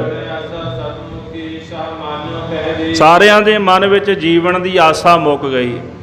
ਪਤਾ ਲੱਗ ਗਿਆ ਕਚਹਿਰੀ ਦੇ ਵਿੱਚ ਜਿੰਨੇ ਸੂਬੇ ਸਨ, ਨਵਾਬ ਸਨ, ਫੌਜਦਾਰ ਸਨ, ਉਹ ਮਨ ਵਿੱਚ ਸੋਚਣ ਲੱਗ ਗਏ ਵੀ ਪਤਾ ਨਹੀਂ ਕਦੋਂ ਸਾਡੀ ਵਾਰੀ ਆ ਜਾਣੀ। ਸਭ ਨੇ ਮੌਤ ਨੂੰ ਯਾਦ ਕਰ ਲਿਆ ਤੇ ਜੀਵਨ ਦੀ ਲਾਲਸਾ ਛੱਡ ਦਿੱਤੀ। ਸਭ ਨੇ ਮੰਨ ਲਿਆ ਸ਼ਾਹੋ ਮਾਨਿਓ ਕਹਿਰੀ, ਸਭ ਨੇ ਕਿਹਾ ਵੀ ਇਹ ਬੜਾ ਕਹਿਰੀ ਬਾਦਸ਼ਾਹ ਹੈ, ਬੜਾ ਪਾਪੀ ਜ਼ੁਲਮੀ ਬਾਦਸ਼ਾਹ ਹੈ। ਕੋਈ ਤਾਂ ਦਿੱਲੀ ਛੱਡ ਕੇ ਨੱਠ ਗਿਆ, ਕੋਈ ਜਾ ਕੇ ਲੁਕ ਗਿਆ, ਤੇ ਕੋਈ ਬਾਦਸ਼ਾਹ ਤੋਂ ਬਾਗੀ ਹੋ ਗਿਆ ਹੈ। ਕੁਝ ਮਰ ਗਏ, ਕੁਝ ਪਿੱਛੇ ਹੋ ਕੇ ਬਹਿ ਗਏ। ਇਸੇ ਪ੍ਰਕਾਰ ਕਹਿੰਦੇ ਸਾਰੀ ਫੌਜ ਜਿਹੜੀ ਸੀ ਨਾ ਬੈਰਮ ਖਾਂ ਨੇ ਉਹ ਵੀ ਗਵਾ ਦਿੱਤੀ। ਫੌਜ ਨੂੰ ਵੀ ਪਤਾ ਲੱਗ ਗਿਆ ਇਹ ਤਾਂ ਮੂਰਖ ਹੈ, ਫੌਜਦਾਰ ਵੀ ਪਿੱਛੇ ਹਟ ਗਏ, ਨਵਾਬ ਵੀ ਪਿੱਛੇ ਹਟ ਗਏ, ਵਜ਼ੀਰ ਮੰਤਰੀ ਸੰਤਰੀ ਸਭ ਉਹਦੇ ਤੋਂ ਪਿੱਛੇ ਹਟ ਗਏ, ਤੇ ਹਿੰਦੁਸਤਾਨ ਦਾ ਰਾਜ ਭਾਗ ਜਿਹੜਾ ਬੈਰਮ ਖਾਂ ਨੇ ਤੀਲਾ ਤੀਲਾ ਕਰ ਦਿੱਤਾ। ਹੁਣ ਉਹਦੇ ਕੋਲੋਂ ਇਕੱਠਾ ਨਹੀਂ ਹੁੰਦਾ। ਇਹੋ ਜਿਹਾ ਬੰਦੋਬਸਤ ਹਿੰਦੁਸਤਾਨ ਦਾ ਜੋ ਪਹਿਲਾਂ ਸਦੀਆਂ ਤੋਂ ਚੱਲਿਆ ਆਉਂਦਾ ਸੀ, ਸਾਰਾ ਹੀ ਖਿਲਾਰ ਦਿੱਤਾ ਬੈਰਮ ਖਾਂ ਨੇ। ਸਾਧ ਸੰਗਤ ਜੀ, ਜਦੋਂ ਦੌਲਤ ਖਾਨ ਦੇ 4 ਪੁੱਤਰ ਮਾਰੇ ਗਏ ਨਾ ਬੈਰਮ ਖਾਂ ਵੱਲੋਂ, ਤੇ ਉਹਨਾਂ ਨੇ ਹਲਕਾਰਿਆਂ ਨੂੰ ਇੱਕ ਗੱਲ ਕਹਿ ਦਿੱਤੀ। ਜਿਹੜੇ ਹਲਕਾਰੇ ਸਨ ਗਾਜੀ ਖਾਂ, ਗਜਮਸਤ ਖਾਂ, ਜੌਲ ਖਾਂ ਤੇ ਮੀਰ ਖਾਂ, ਇਹ ਗੱਲ ਜਿਹੜੀ ਹਲਕਾਰਿਆਂ ਨੂੰ ਕਹਿਣ ਲੱਗੇ, ਜਾ ਕੇ ਨਾ ਸਾਡੇ ਪਿਤਾ ਨੂੰ ਸੁਨੇਹਾ ਦੇ ਦਿਓ, ਹੇ ਪਿਆਰੇ ਪਿਤਾ ਜੀ, ਜੇ ਅਸੀਂ ਤੁਹਾਨੂੰ ਪਿਆਰੇ ਲੱਗਦੇ ਹਾਂ, ਚੰਗੇ ਲੱਗਦੇ ਹਾਂ, ਤੇ ਆਹ ਵੇਖੋ ਆ ਬਾਦਸ਼ਾਹ ਨੇ ਕਿੱਡਾ ਜ਼ੁਲਮ ਕੀਤਾ, ਤੇਰੇ ਚਾਰੇ ਦੇ ਚਾਰੇ ਪੁੱਤਰ ਕਤਲ ਕਰ ਦਿੱਤੇ ਹਨ। ਇਸ ਬੈਰਮ ਖਾਂ ਹੰਕਾਰੇ ਨੇ ਤੇਰੇ ਬੇਦੋਸ਼ੇ 4 ਪੁੱਤਰਾਂ ਨੂੰ ਮਾਰ ਦਿੱਤਾ ਹੈ। ਤੂੰ ਕਾਬਲ ਨੂੰ ਨੱਠ ਜਾ, ਇਹ ਤੇਰੇ ਵੱਲ ਵੀ ਆਏਗਾ, ਤੇਰਾ ਕਤਲ ਵੀ ਕਰੇਗਾ। हे ਪਿਤਾ, ਜੇ ਤੂੰ ਭਲਾ ਚਾਹੁੰਦਾ ਤੇ ਹਿੰਦੁਸਤਾਨ ਨੂੰ ਛੱਡ ਕੇ ਕਾਬਲ ਦੇ ਇਲਾਕੇ ਵਿੱਚ ਚਲਾ ਜਾ। ਹਾਂ, ਇੱਕ ਗੱਲ ਹੋਰ, ਜੇ ਤੈਨੂੰ ਅਸੀਂ ਪਿਆਰੇ ਲੱਗਦੇ ਆ ਨਾ, ਤੇ ਜੋ ਤੇਰੇ ਕੋਲੋਂ ਸਰਿਆ ਜ਼ਰੂਰ ਕਰੀਂ, ਬੈਰਮ ਖਾਂ ਨੂੰ ਸਜ਼ਾ ਜ਼ਰੂਰ ਦੇਈਂ, ਤੂੰ ਟਲੀ ਨਾ, ਜੋ ਕਰ ਸਕਿਆ ਤੂੰ ਜ਼ਰੂਰ ਕਰੀਂ। ਨਾਲੇ ਉਹਨਾਂ 4 ਨੇ ਇਹ ਵੀ ਗੱਲ ਆਖੀ ਕਿ ਜਦੋਂ ਕਾਬਲ ਨੂੰ ਜਾਏਗਾ ਨਾ, ਕਾਬਲ ਜਾਣ ਤੋਂ ਪਹਿਲਾਂ ਜਾ ਕੇ ਗੁਰੂ ਨਾਨਕ ਸਾਹਿਬ ਨੂੰ ਜ਼ਰੂਰ ਮਿਲ ਕੇ ਜਾਈਂ। 4 ਦਾ ਜਨਮ ਹੀ ਗੁਰੂ ਨਾਨਕ ਸਾਹਿਬ ਦੇ ਬਚਨਾਂ ਦੇ ਨਾਲ ਹੋਇਆ ਸੀ, ਤਾਂ ਹੀ ਕਹਿੰਦੇ ਵੀ ਜਾਂਦੀ ਬਾਰ ਗੁਰੂ ਨਾਨਕ ਸਾਹਿਬ ਨੂੰ ਜ਼ਰੂਰ ਮਿਲ ਕੇ ਜਾਵੀਂ। ਜੇ ਗੁਰੂ ਨਾਨਕ ਸਾਹਿਬ ਦੇ ਬਚਨ ਲੈ ਕੇ ਜਾਏਗਾ ਨਾ, ਤੇਰਾ ਕੰਮ ਹੋ ਜਾਏਗਾ, ਤੇਰੀ ਹਾਰ ਨਹੀਂ ਹੋਵੇਗੀ, ਤੇਰੀ ਜਿੱਤ ਹੋ ਜਾਵੇਗੀ। ਸਤਿਗੁਰੂ ਹੈ ਤਾਂ ਜਾਣੀ ਜਾਣ, ਉਹ ਸਾਡੇ ਹਾਲਾਤ ਨੂੰ ਜਾਣਦੇ ਨੇ, ਸਮਝਦੇ ਨੇ, ਪਰ ਫਿਰ ਵੀ ਜਾ ਕੇ ਪਿਤਾ ਜੀ ਗੁਰੂ ਨਾਨਕ ਸਾਹਿਬ ਦੇ ਕੋਲ ਪੁਕਾਰਾਂ ਕਰੀ ਕਿ ਤੇਰੇ 4 ਬੇਦੋਸ਼ੇ ਪੁੱਤਰ ਜਿਹੜੇ ਬੈਰਮ ਖਾਂ ਨੇ ਮਾਰ ਦਿੱਤੇ ਹਨ। ਬੇਨਤੀ ਕਰੀ ਕਿ ਮਹਾਰਾਜ ਜਿਹੜੇ 4 ਫਰਜ਼ੰਦ 4 ਪੁੱਤਰ ਮੈਨੂੰ ਦਿੱਤੇ ਸਾਂ, ਉਹ ਚਾਰੇ ਦੇ ਚਾਰੇ ਪੁੱਤਰ ਜਿਹੜੇ ਬੈਰਮ ਖਾਂ ਨੇ ਮਾਰ ਦਿੱਤੇ ਹਨ। ਇਧਰ ਕਤਲ ਹੋ ਗਿਆ 4 ਪੁੱਤਰਾਂ ਦਾ, ਖਬਰ ਪਹੁੰਚ ਗਈ ਦੌਲਤ ਖਾਂ ਤੱਕ। ਦੌਲਤ ਖਾਂ ਨੇ ਲੁਧਿਆਣਾ ਛੱਡ ਦਿੱਤਾ ਤੇ ਲੁਧਿਆਣਾ ਛੱਡ ਕੇ ਦੌੜ ਪਿਆ ਕਾਬਲ ਨੂੰ ਮੋਹ ਕਰ ਲਿਆ ਹੈ। ਸਾਧ ਸੰਗਤ ਜੀ, ਕਾਸਦਾਂ ਦੇ ਵਾਂਗੂ ਤੇਜ਼ੀ ਨਾਲ ਦੌੜ ਪਿਆ, ਰਾਹ ਦੇ ਵਿੱਚ ਭੋਜਨ ਪਾਣੀ ਨਹੀਂ ਛਕਿਆ, ਕਿਸੇ ਜਗ੍ਹਾ ਤੇ ਨਹੀਂ ਰੁਕਿਆ, ਤੇ ਏਮਨਾਬਾਦ ਨੂੰ ਮੂੰਹ ਕਰ ਲਿਆ। ਇਹਦਾ ਪੁਰਾਣਾ ਨਾਮ ਸੀ ਸੈਦਪੁਰ ਏਮਨਾਬਾਦ ਦਾ, ਜਿੱਥੇ ਗੁਰੂ ਨਾਨਕ ਸਾਹਿਬ ਜੀ ਮੌਜੂਦ ਸਨ ਭਾਈ ਲਾਲੋ ਦੇ ਪਾਸ। ਤੇ ਗੁਰੂ ਨਾਨਕ ਸਾਹਿਬ ਸੱਚੇ ਪਾਤਸ਼ਾਹ ਜੀ ਸਭ ਤੋਂ ਪਹਿਲਾਂ ਭਾਈ ਲਾਲੋ ਕੋਲ ਗਏ। ਪਹਿਲੀ ਉਦਾਸੀ ਵੇਲੇ 25 ਦਿਨ ਇਹਦੇ ਪਾਸ ਰਹੇ ਸਨ ਮਹਾਰਾਜ। ਤੇ ਭਾਈ ਲਾਲੋ ਨੇ ਬੇਨਤੀ ਕੀਤੀ ਮਹਾਰਾਜ ਵੀ 5 ਕੁ ਦਿਨ ਹੋਰ ਰੁਕ ਜਾਓ। ਸਤਿਗੁਰੂ ਕਹਿੰਦੇ ਨਹੀਂ, ਸਮਾਂ ਆਵੇਗਾ ਫਿਰ ਦੁਬਾਰਾ ਮੁੜ ਕੇ ਆਵਾਂਗੇ ਤੇਰੇ ਕੋਲ। ਤੇ ਗੁਰੂ ਸਾਹਿਬ ਜੀ ਦੁਬਾਰਾ ਜਦੋਂ ਮੁੜ ਕੇ ਆਏ ਨਾ ਉਦਾਸੀਆਂ ਕਰਕੇ, ਫਿਰ 5 ਦਿਨ ਏਮਨਾਬਾਦ ਮਹਾਰਾਜ ਰੁਕੇ ਭਾਈ ਲਾਲੋ ਦੇ ਪਾਸ। ਉਦੋਂ ਫਿਰ ਬਾਬਰ ਚੜ੍ਹ ਕੇ ਆਇਆ। ਸੈਦਪੁਰ ਇਹਦਾ ਪੁਰਾਣਾ ਨਾਮ ਸੀਗਾ। ਤੇ ਮਹਾਰਾਜ ਸੱਚੇ ਪਾਤਸ਼ਾਹ ਗੁਰੂ ਨਾਨਕ ਸਾਹਿਬ ਜੀ ਏਮਨਾਬਾਦ ਬਿਰਾਜਮਾਨ ਸਨ। ਇਸ ਕਰਕੇ ਜਿਹੜਾ ਦੌਲਤ ਖਾਨ ਸੀਗਾ ਉਹ ਧੰਨ ਗੁਰੂ ਨਾਨਕ ਸਾਹਿਬ ਸੱਚੇ ਪਾਤਸ਼ਾਹ ਜੀ ਨੂੰ ਮਿਲਣ ਵਾਸਤੇ ਏਮਨਾਬਾਦ ਦਾ ਰਾਹ ਪੁੱਛਦਾ ਹੈ। ਕਾਲਾ ਬਾਣਾ ਪਾ ਲਿਆ ਸਰੀਰ ਤੇ, ਰੋਸ ਦਾ ਬਾਣਾ, ਕਾਲੇ ਕੱਪੜੇ ਪਹਿਨ ਲਏ ਤੇ ਦੌੜਦਾ ਹੋਇਆ ਜਾਂਦਾ ਹੈ ਏਮਨਾਬਾਦ ਨੂੰ। ਦਿਨ ਰਾਤ ਦੌੜਦਾ ਹੈ, ਦਿਨ ਰਾਤ ਕੇਵਲ ਤੁਰਦਾ ਹੀ ਰਹਿੰਦਾ ਹੈ। ਨਾ ਉਹਨੂੰ ਖਾਣਾ ਸੁੱਝਦਾ, ਨਾ ਸੌਣਾ ਸੁੱਝਦਾ। ਬਸ ਇੱਕੋ ਹੀ ਮਨ ਵਿੱਚ ਵਿਚਾਰ ਚੱਲਦੀ ਕਿ ਛੇਤੀ ਮੈਂ ਗੁਰੂ ਸਾਹਿਬ ਦੇ ਚਰਨਾਂ ਵਿੱਚ ਪਹੁੰਚ ਕੇ ਆਪਣੇ ਮਨ ਦੀ ਜਿਹੜੀ ਬਿਰਥਾ ਮਹਾਰਾਜ ਨੂੰ ਸੁਣਾ ਦਿਆਂ।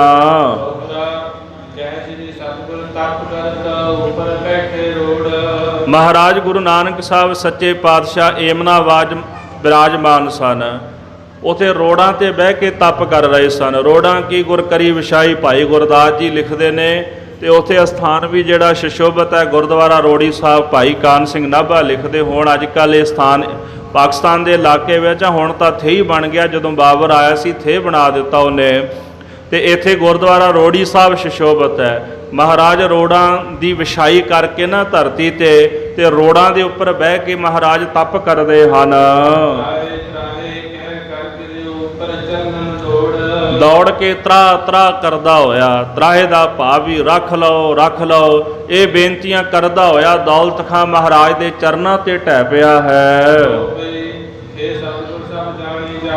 ਸਤਿਗੁਰ ਜੀ ਜਾਣੀ ਜਾਣ ਸਨ, ਹਿਰਦੇ ਦੀ ਜਾਣਨ ਵਾਲੇ, ਹਿਰਦੇ ਦੀ ਪਛਾਣਨ ਵਾਲੇ ਸਨ। ਫਿਰ ਵੀ ਸਤਿਗੁਰੂ ਦਾ ਮਾਣ ਰੱਖਣਾ ਚਾਹੁੰਦੇ ਸਨ। ਉਹ ਬੇਨਤੀ ਕਰਨਾ ਚਾਹੁੰਦਾ ਸੀ ਮਹਾਰਾਜ ਦੇ ਕੋਲ। ਜਾਣਦੇ ਤਾਂ ਸਨ ਵੀ ਆਇਆ ਕਿਉਂ ਹੈ, ਘਟ ਘਟ ਕੇ ਅੰਤਰ ਕੀ ਜਾਣਤ, ਭਲੇ ਬੁਰੇ ਕੀ ਪੀਰ ਪਛਾਨਤ। ਪਰ ਫਿਰ ਵੀ ਉਹਦਾ ਮਾਣ ਰੱਖਣਾ ਚਾਹੁੰਦੇ ਸਨ, ਉਹਦੀ ਅਰਦਾਸ ਸੁਣਨਾ ਚਾਹੁੰਦੇ ਸਨ। ਇਸ ਤਰ੍ਹਾਂ ਦੌਲਤ ਖਾਂ ਦੇ ਮੁਖ ਤੋਂ ਮਹਾਰਾਜ ਗੁਰੂ ਨਾਨਕ ਸਾਹਿਬ ਜੀ ਨੇ ਸਾਰੀ ਗੱਲ ਸੁਣੀ ਹੈ। ਦੌਲਤ ਖਾਂ ਨੇ ਸਾਰੀ ਹਕੀਕਤ ਮਹਾਰਾਜ ਦੇ ਚਰਨਾਂ ਵਿੱਚ ਸੁਣਾਈ ਹੈ। ਮਹਾਰਾਜ ਮੇਰੇ 4 ਪੁੱਤਰ ਮਾਰ ਦਿੱਤੇ। ਜਿਸ ਨਗਰੀ ਵਿੱਚ ਆਪ ਜੀ ਬਿਰਾਜਮਾਨ ਰਹੇ, ਜਿਸ ਨਗਰੀ ਵਿੱਚ ਤੁਹਾਡਾ ਪ੍ਰਕਾਸ਼ ਹੋਇਆ, ਉਥੋਂ ਦਾ ਰਾਜਾ ਜਿਹੜਾ ਰਾਏ ਭੋਏ ਉਹ ਵੀ ਕਤਲ ਕਰ ਦਿੱਤਾ ਬੈਰਮ ਖਾਂ ਨੇ। ਇਹ ਗੱਲ ਸੁਣ ਕੇ ਗੁਰੂ ਨਾਨਕ ਸਾਹਿਬ ਸੱਚੇ ਪਾਤਸ਼ਾਹ ਜੀ ਚੁੱਪ ਹੋ ਗਏ, ਖਾਮੋਸ਼ ਹੋ ਗਏ ਹਨ। ਹਾਂਜੀ, ਸਤਿਗੁਰ ਜੀ ਨੇ ਜਲਦੀ ਵਿੱਚ ਕੋਈ ਜਵਾਬ ਨਹੀਂ ਦਿੱਤਾ, ਤੁਰੰਤ ਉੱਤਰ ਨਹੀਂ ਦਿੱਤਾ। ਦੌਲਤ ਖਾਂ ਨੂੰ ਖਾਮੋਸ਼ ਹੋ ਕੇ ਬੈਠੇ ਰਹੇ ਹਨ। ਦੌਲਤ ਖਾਂ ਨੇ ਫਿਰ ਸਤਿਗੁਰ ਜੀ ਦੀ ਮਿੰਨਤ ਕੀਤੀ ਹੈ। ਆਪਣੀ ਜਿਹੜੀ ਪੱਗ ਸੀ ਉਹ ਲਾਹ ਕੇ ਤੇ ਮਹਾਰਾਜ ਦੇ ਚਰਨਾਂ ਤੇ ਰੱਖ ਦਿੱਤੀ। ਸਤਿਗੁਰੂ ਮੈਂ ਤੁਹਾਡੀ ਸ਼ਰਨ ਆ ਪਿਆ ਹਾਂ। ਹੁਣ ਭਾਵੇਂ ਮਾਰ ਲਓ ਤੇ ਭਾਵੇਂ ਜਿਉਂਦਾ ਰੱਖ ਲਓ, ਮਹਾਰਾਜ ਤੁਹਾਡੀ ਸ਼ਰਨ ਆਇਆ ਹਾਂ। ਜਿਹੜਾ ਬੈਰਮ ਖਾਂ ਹੈ ਸਤਿਗੁਰੂ, ਉਹਨੇ ਤੁਹਾਡੇ ਸਿੱਖ ਮਾਰ ਦਿੱਤੇ ਹਨ। ਸਤਿਗੁਰੂ ਜੀ ਅਸੀਂ ਤੁਹਾਡੀ ਆ ਕੇ ਤੁਹਾਡੇ ਚਰਨਾਂ ਵਿੱਚ, ਤੁਹਾਡੀ ਸ਼ਰਨ ਵਿੱਚ ਆ ਕੇ ਪੁਕਾਰਾਂ ਕਰਦੇ ਹਾਂ। ਤੇ ਉਹਨਾਂ ਤੁਹਾਡੇ ਬੱਚਿਆਂ ਨੇ ਵੀ ਬੜੀਆਂ ਪੁਕਾਰਾਂ ਕੀਤੀਆਂ ਤੁਹਾਡੇ ਚਰਨਾਂ ਵਿੱਚ, ਜਿਨ੍ਹਾਂ ਦਾ ਕਤਲ ਇਸ ਬੈਰਮ ਖਾਨ ਨੇ ਕੀਤਾ ਹੈ। ਸਤਿਗੁਰੂ ਤੁਹਾਨੂੰ ਆਪਣੇ ਸਿੱਖਾਂ ਦੀ ਆਪ ਹੀ ਲਾਜ ਹੈ। ਕਿਰਪਾ ਕਰੋ ਜੀ, ਇਹ ਪਠਾਨਾਂ ਦਾ ਜਿਹੜਾ ਰਾਜ ਭਾਗ ਹੈ ਨਾ, ਹਿੰਦੁਸਤਾਨ ਦੇ ਵਿੱਚੋਂ ਖਤਮ ਕਰ ਦਿਓ। ਕਿਉਂਕਿ ਇਹ ਜਿਹੜਾ ਪਠਾਨ ਹੈ ਆਦਮ ਖਾਨਾ ਪਠਾਨ ਹੋ ਗਿਆ ਹੈ। ਕਿਰਪਾ ਕਰਕੇ ਨਾ ਪਠਾਨਾਂ ਦੀ ਜਿਹੜੀ ਪਾਤਸ਼ਾਹੀ ਹੈ ਨਾ, ਹਿੰਦੁਸਤਾਨ ਦੇ ਵਿੱਚੋਂ ਦੂਰ ਕਰ ਦਿਓ।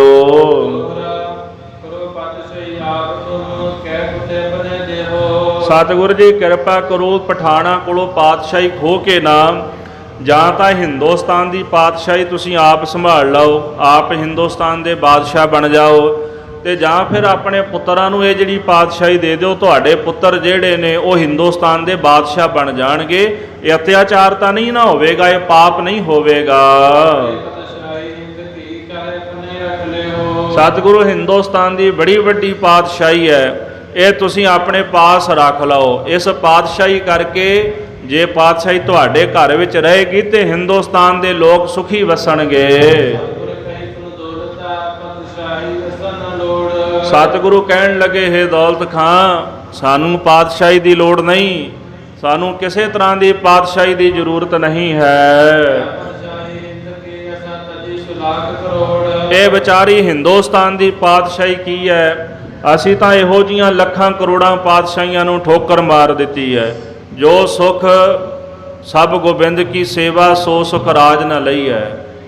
ਜੋ ਸੁਖ ਪ੍ਰਭ ਗੋਬਿੰਦ ਕੀ ਸੇਵਾ, ਸੋ ਸੁਖ ਰਾਜ ਨ ਲਈ ਹੈ। ਜਿਹੜਾ ਸੁਖ ਪ੍ਰਭੂ ਅਕਾਲ ਪੁਰਖ ਦੀ ਸੇਵਾ ਦੇ ਵਿੱਚ ਹੈ, ਉਹ ਸੁਖ ਰਾਜ ਕਰਕੇ ਪ੍ਰਾਪਤ ਨਹੀਂ ਕਰੀਦਾ। ਜੋ ਸੁਖ ਪ੍ਰਭ ਗੋਬਿੰਦ ਕੀ ਸੇਵਾ, ਜਿਹੜਾ ਸੁਖ ਪ੍ਰਭੂ ਗੋਬਿੰਦ ਦੀ ਸੇਵਾ ਕਰਕੇ ਮਿਲਦਾ ਹੈ, ਸੋ ਸੁਖ ਰਾਜ ਨ ਲਈ ਹੈ। ਉਹ ਸੁਖ ਰਾਜ ਕਰਕੇ ਪ੍ਰਾਪਤ ਨਹੀਂ ਹੁੰਦਾ। ਇਸ ਕਰਕੇ ਹਿੰਦੁਸਤਾਨ ਦੀ ਪਾਤਸ਼ਾਹੀ ਅਸਾਂ ਕੀ ਕਰਨੀ ਹੈ? ਅਸੀਂ ਤਾਂ ਲੱਖਾਂ ਕਰੋੜਾਂ ਪਾਤਸ਼ਾਹੀਆਂ ਨੂੰ ਠੋਕਰ ਮਾਰ ਦਿੱਤੀ ਹੈ। ਸਾਨੂੰ ਤਾਂ ਅਕਾਲ ਪੁਰਖ ਵਾਹਿਗੁਰੂ ਪਰਮੇਸ਼ਰ ਨੇ ਪਾਤਸ਼ਾਹੀ ਦੇਣ ਭੇਜਿਆ ਹੈ। ਦਾਤਾ ਹੈ ਨਾ, ਦਾਤੇ ਦਾ ਕੰਮ ਹੁੰਦਾ ਹੈ ਦੇਣਾ, ਤੇ ਦਾਤਾ ਸਭ ਤੋਂ ਵੱਡਾ ਹੁੰਦਾ ਹੈ। ਜਿਹੜਾ ਕਿਸੇ ਨੂੰ ਇੱਕ ਪਾਤਸ਼ਾਹੀ ਦੇ ਦਏ ਤੇ ਉਹਦੇ ਕੋਲ ਕਿੰਨੀਆਂ ਕੁ ਪਾਤਸ਼ਾਹੀਆਂ ਹੋਣਗੀਆਂ। ਫਿਰ ਬਾਣੀ ਪੜ੍ਹੀਏ ਤੇ ਜਵਾਬ ਦਿੰਦੇ ਮਹਾਰਾਜ, ਕੋਟ ਬ੍ਰਹਮੰਡ ਕੋ ਠਾਕੁਰ ਸੁਆਮੀ। ਇੱਕ ਪਾਤਸ਼ਾਹ ਹੈ, ਇੱਕ ਬਾਦਸ਼ਾਹ ਹੈ। ਹਿੰਦੁਸਤਾਨ ਦਾ ਬਾਦਸ਼ਾਹ ਹੋਏਗਾ ਨਾ, ਇੱਕ ਪ੍ਰਧਾਨ ਮੰਤਰੀ ਇੱਕ ਦੇਸ਼ ਦਾ ਹੁੰਦਾ, ਦੂਜੇ ਦਾ ਥੋੜਾ ਹੁੰਦਾ। ਇਹ ਥੋੜਾ ਵੀ ਉਹ ਸਾਰੇ ਦੇਸ਼ਾਂ ਦਾ ਹੀ ਪ੍ਰਧਾਨ ਮੰਤਰੀ ਇੱਕ ਦੇਸ਼ ਦਾ ਹੈ ਨਾ। ਪਰ ਜਿਹੜਾ ਪਰਮਾਤਮਾ ਹੈ ਉਹ ਸਾਰੇ ਵਰਲਡ ਦਾ, ਜਰੇ ਜਰੇ ਦਾ ਉਹ ਮਾਲਕ ਹੈ, ਇੱਕ ਵਰਲਡ ਨਹੀਂ। ਮਹਾਰਾਜ ਕਹਿੰਦੇ ਕਰੋੜਾਂ ਸੰਸਾਰ ਜਿਹੜੇ ਨੇ ਨਾ, ਉਹ ਵਾਹਿਗੁਰੂ ਦੇ ਰੋਮ ਰੋਮ ਵਿੱਚ ਵਸਦੇ ਨੇ। ਕੋਟ ਬ੍ਰਹਮੰਡ ਕੋ ਠਾਕੁਰ ਸੁਆਮੀ, ਸਰਬ ਜੀਆ ਕਾ ਦਾਤਾਰੇ। ਉਹ ਕਰੋੜਾਂ ਬ੍ਰਹਮੰਡਾਂ ਦਾ ਠਾਕੁਰ, ਕਰੋੜਾਂ ਬ੍ਰਹਮੰਡਾਂ ਦਾ ਮਾਲਕ, ਸਾਰੇ ਜੀਵਾਂ ਦਾ ਦਾਤਾ ਹੈ ਵਾਹਿਗੁਰੂ ਅਕਾਲ ਪੁਰਖ। ਕਦੇ ਭਾਈ ਗੁਰਦਾਸ ਜੀ ਨੂੰ ਪੁੱਛੀਏ, ਗੁਰੂ ਨਾਨਕ ਸਾਹਿਬ ਜੀ ਦੀ ਮਹਿਮਾ, ਕਹਿੰਦੇ ਰੋਮ ਰੋਮ ਕੋਟ ਬ੍ਰਹਮੰਡ ਕੋ ਨਿਵਾਸ ਜਾਸ, ਮਾਨਸ ਅਵਤਾਰ ਧਾਰ ਦਰਸ ਦਿਖਾਏ ਹੈ। ਰੋਮ ਰੋਮ ਕੋਟ ਬ੍ਰਹਮੰਡ ਕੋ ਨਿਵਾਸ ਜਾਸ। ਰੋਮ ਦਾ ਆ ਸਰੀਰ ਜਿਹੜਾ ਸਾਡਾ ਨਾ, ਗਰਦਨ ਤੋਂ ਹੇਠਾਂ ਛੋਟੇ ਛੋਟੇ ਰੋਮ ਹੁੰਦੇ ਨੇ, ਗਰਦਨ ਤੋਂ ਉੱਪਰ ਦਾੜਾ ਤੇ ਆ ਕੇਸ ਹੁੰਦੇ ਨੇ, ਤੇ ਗਰਦਨ ਤੋਂ ਹੇਠਾਂ ਛੋਟੇ ਛੋਟੇ ਕੇਸ, ਇਹਨਾਂ ਨੂੰ ਰੋਮ ਕਹਿੰਦੇ ਨੇ। ਸਤਿਗੁਰੂ ਜੀ ਦੇ ਇੱਕ ਇੱਕ ਰੋਮ ਵਿੱਚ ਕਰੋੜਾਂ ਬ੍ਰਹਮੰਡ ਵਸਦੇ ਨੇ। ਰੋਮ ਰੋਮ ਕੋਟ ਬ੍ਰਹਮੰਡ ਕੋ ਨਿਵਾਸ ਜਾਸ। ਜਿਹਦੇ ਇੱਕ ਇੱਕ ਰੋਮ 'ਚ ਕਰੋੜਾਂ ਬ੍ਰਹਮੰਡ ਵਸਦੇ ਨੇ। ਮਾਨਸ ਅਵਤਾਰ ਧਾਰ ਦਰਸ ਦਿਖਾਏ ਹੈ। ਉਸ ਅਕਾਲ ਪੁਰਖ ਵਾਹਿਗੁਰੂ ਨੇ ਗੁਰੂ ਨਾਨਕ ਸਾਹਿਬ ਦੇ ਰੂਪ ਦੇ ਵਿੱਚ ਇਹ ਸਰੀਰ ਧਾਰਨ ਕਰਕੇ ਮਨੁੱਖਾਂ ਵਾਲਾ ਸਭ ਨੂੰ ਆ ਕੇ ਦਰਸ਼ਨ ਦਿੱਤੇ ਨੇ। ਤੇ ਜਿਹੜਾ ਆਪ ਕਰੋੜਾਂ ਬ੍ਰਹਮੰਡਾਂ ਦਾ ਮਾਲਕ ਹੈ, ਉਹਨੂੰ ਪਾਤਸ਼ਾਹੀਆਂ ਦੀ ਕੀ ਲੋੜ ਹੈ? ਉਹ ਤਾਂ ਪਾਤਸ਼ਾਹੀਆਂ ਦੇਣ ਵਾਲਾ ਹੈ। ਤਾਂ ਹੀ ਬਚਨ ਆਇਆ ਜੀ, ਹਮ ਪਾਤਸ਼ਾਹੀ ਦੇਵਨ ਕਾਜ। ਪਾਤਸ਼ਾਹੀ ਦੇਣ ਦਾ ਜਿਹੜਾ ਕਾਰਜ ਹੈ ਨਾ, ਇਹ ਕਾਰਜ ਕਰਨ ਵਾਸਤੇ ਸਾਨੂੰ ਅਕਾਲ ਪੁਰਖ ਨੇ ਧਰਤੀ ਤੇ ਭੇਜਿਆ ਹੈ। ਉਸ ਮਹਾਰਾਜ ਅਕਾਲ ਪੁਰਖ ਨੇ ਕਲਯੁਗ ਵਿੱਚ ਸਾਨੂੰ ਭੇਜਿਆ। ਜਦੋਂ ਪਾਪ ਵੱਧ ਗਿਆ ਨਾ, 4 ਚਫੇਰੇ ਰਾਜੇ ਪਾਪ ਕਮਾਉਂਦੇ। ਭਾਈ ਗੁਰਦਾਸ ਜੀ ਨੇ ਇਸੇ ਕਰਕੇ ਲਿਖਿਆ, ਬੈਰਮਖਾਂ ਵਰਗੇ ਰਾਜੇ ਪਾਪ ਕਮਾਉਣ ਲੱਗ ਪਏ। ਉਲਟੀ ਵਾੜ ਖੇਤ ਕੋ ਪਖਾਈ। ਵਾੜ ਲਾਉਂਦੇ ਆ ਨਾ ਆਪਾਂ 4 ਚਫੇਰੇ, ਤਾਰਾਂ ਲਾ ਦਿੱਤੀਆਂ, ਕਿਉਂ? ਪਸ਼ੂ ਖੇਤ 'ਚ ਨਾ ਵੜੇ। ਪਰ ਉਹ ਜੇ ਤਾਰਾਂ, ਉਹ ਵਾੜ ਹੀ ਖੇਤ ਨੂੰ ਖਾਣ ਲੱਗ ਜਾਏ ਤੇ ਖੇਤ ਨੂੰ ਬਚਾਏਗਾ ਕੌਣ? ਰਾਜੇ ਪਾਪ ਕਰਨ ਲੱਗ ਪਏ, ਅਤਿਆਚਾਰ ਕਰਨ ਲੱਗ ਪਏ। ਧਰਤੀ ਤੇ ਪਖੰਡ ਦਾ ਹਰ ਪਾਸੇ ਪਸਾਰਾ ਵੱਧ ਗਿਆ। ਇਸ ਕਰਕੇ ਫਿਰ ਧਰਤੀ ਨੇ ਜਦੋਂ ਪੁਕਾਰ ਕੀਤੀ ਤੇ ਅਕਾਲ ਪੁਰਖ ਨੇ ਗੁਰੂ ਨਾਨਕ ਸਾਹਿਬ ਜੀ ਨੂੰ ਭੇਜਿਆ, ਜਾਓ ਜਾ ਕੇ ਇਸ ਪਾਪੀਆਂ ਦਾ ਤਖਤਾ ਪਲਟ ਦਿਓ, ਸੱਚ ਦਾ ਮਾਰਗ ਚਲਾ ਕੇ ਤੇ ਲੋਕਾਂ ਨੂੰ ਸਹੀ ਰਾਹ ਪਾ ਦਿਓ। ਸਤਿਗੁਰੂ ਕਹਿੰਦੇ ਅਸੀਂ ਜਾਣਦੇ ਹਾਂ, ਆ ਜਿਹੜੀ ਪਾਤਸ਼ਾਹੀ ਬਾਰੇ ਤੁਸੀਂ ਕਹਿ ਰਹੇ ਹੋ ਨਾ ਸਾਨੂੰ, ਇਹਦੇ ਵਿੱਚ ਬੜੇ ਦੁੱਖ ਹਨ। ਦੌਲਤ ਖਾਨ ਜੀ, ਹਰੀ ਦੀ ਭਗਤੀ ਵਿੱਚ ਸਭ ਤੋਂ ਵੱਡਾ ਸੁੱਖ ਹੈ। ਜਿਹੜਾ ਸੁੱਖ ਵਾਹਿਗੁਰੂ ਦੀ ਭਗਤੀ ਵਿੱਚ ਹੈ, ਉਹ ਪਾਤਸ਼ਾਹੀ ਵਿੱਚ ਨਹੀਂ ਹੈ।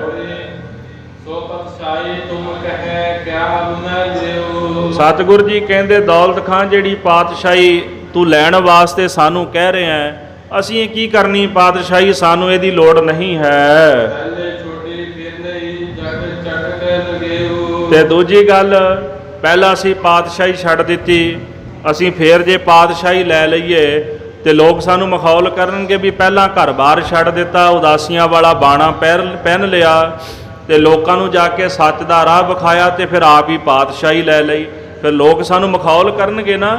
ਇਸ ਕਰਕੇ ਸਾਨੂੰ ਕਿਸੇ ਤਰ੍ਹਾਂ ਦੀ ਪਾਤਸ਼ਾਹੀ ਨਹੀਂ ਚਾਹੀਦੀ। ਸੁਨਾਸ ਦੌਲਤ ਮਿਟੀ ਗੁਰ ਨੇ ਨ ਖਾਸਾ। ਇਹ ਬਚਨ ਸੁਣ ਕੇ ਦੌਲਤ ਖਾਨ ਦੀ ਆਸ ਮਿਟ ਗਈ। ਜਦੋਂ ਮਹਾਰਾਜ ਨੇ ਜਵਾਬ ਦੇ ਦਿੱਤਾ ਨਾ ਵੀ ਅਸੀਂ ਪਾਤਸ਼ਾਹੀ ਨਹੀਂ ਲੈਣੀ, ਉਹਦੇ ਮਨ ਵਿੱਚੋਂ ਆਸ ਮਿਟ ਗਈ ਵੀ ਗੁਰੂ ਸਾਹਿਬ ਤਾਂ ਪਾਤਸ਼ਾਹੀ ਨਹੀਂ ਲੈਂਦੇ।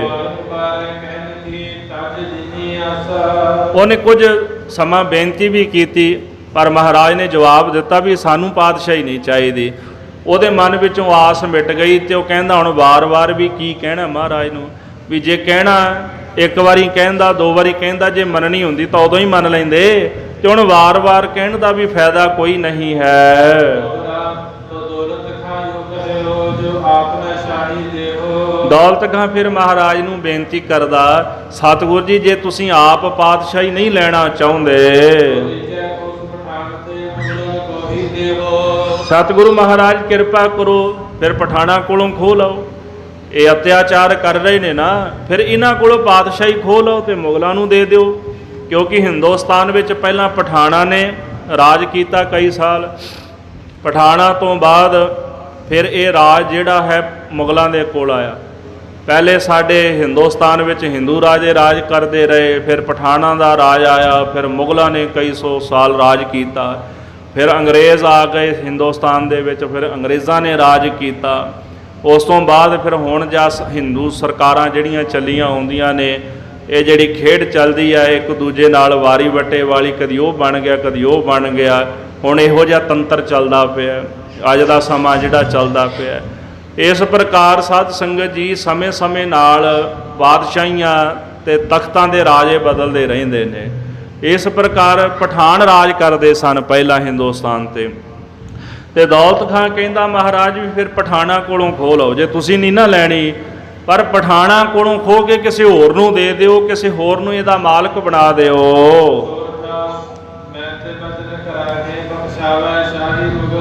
ਸਤਿਗੁਰ ਜੀ ਕਹਿਣ ਲੱਗੇ, ਦੌਲਤ ਖਾਂ ਤੂੰ ਸਾਡੇ ਕੋਲੋਂ ਬਚਨ ਕਰਾ ਕੇ ਪਠਾਣਾ ਕੋਲੋਂ ਪਾਤਸ਼ਾਹੀ ਖੋਹਣਾ ਚਾਹੁੰਦਾ ਤੇ ਮੁਗਲਾਂ ਨੂੰ ਬਖਸ਼ਾਉਣਾ ਚਾਹੁੰਦਾ, ਵੀ ਪਠਾਣਾ ਕੋਲੋਂ ਪਾਤਸ਼ਾਹੀ ਖੋਹ ਲਓ ਤੇ ਮੁਗਲਾਂ ਨੂੰ ਦੇ ਦਿਓ, ਉਹਨਾਂ ਦੀ ਝੋਲੀ ਵਿੱਚ ਪਾ ਦਿਓ।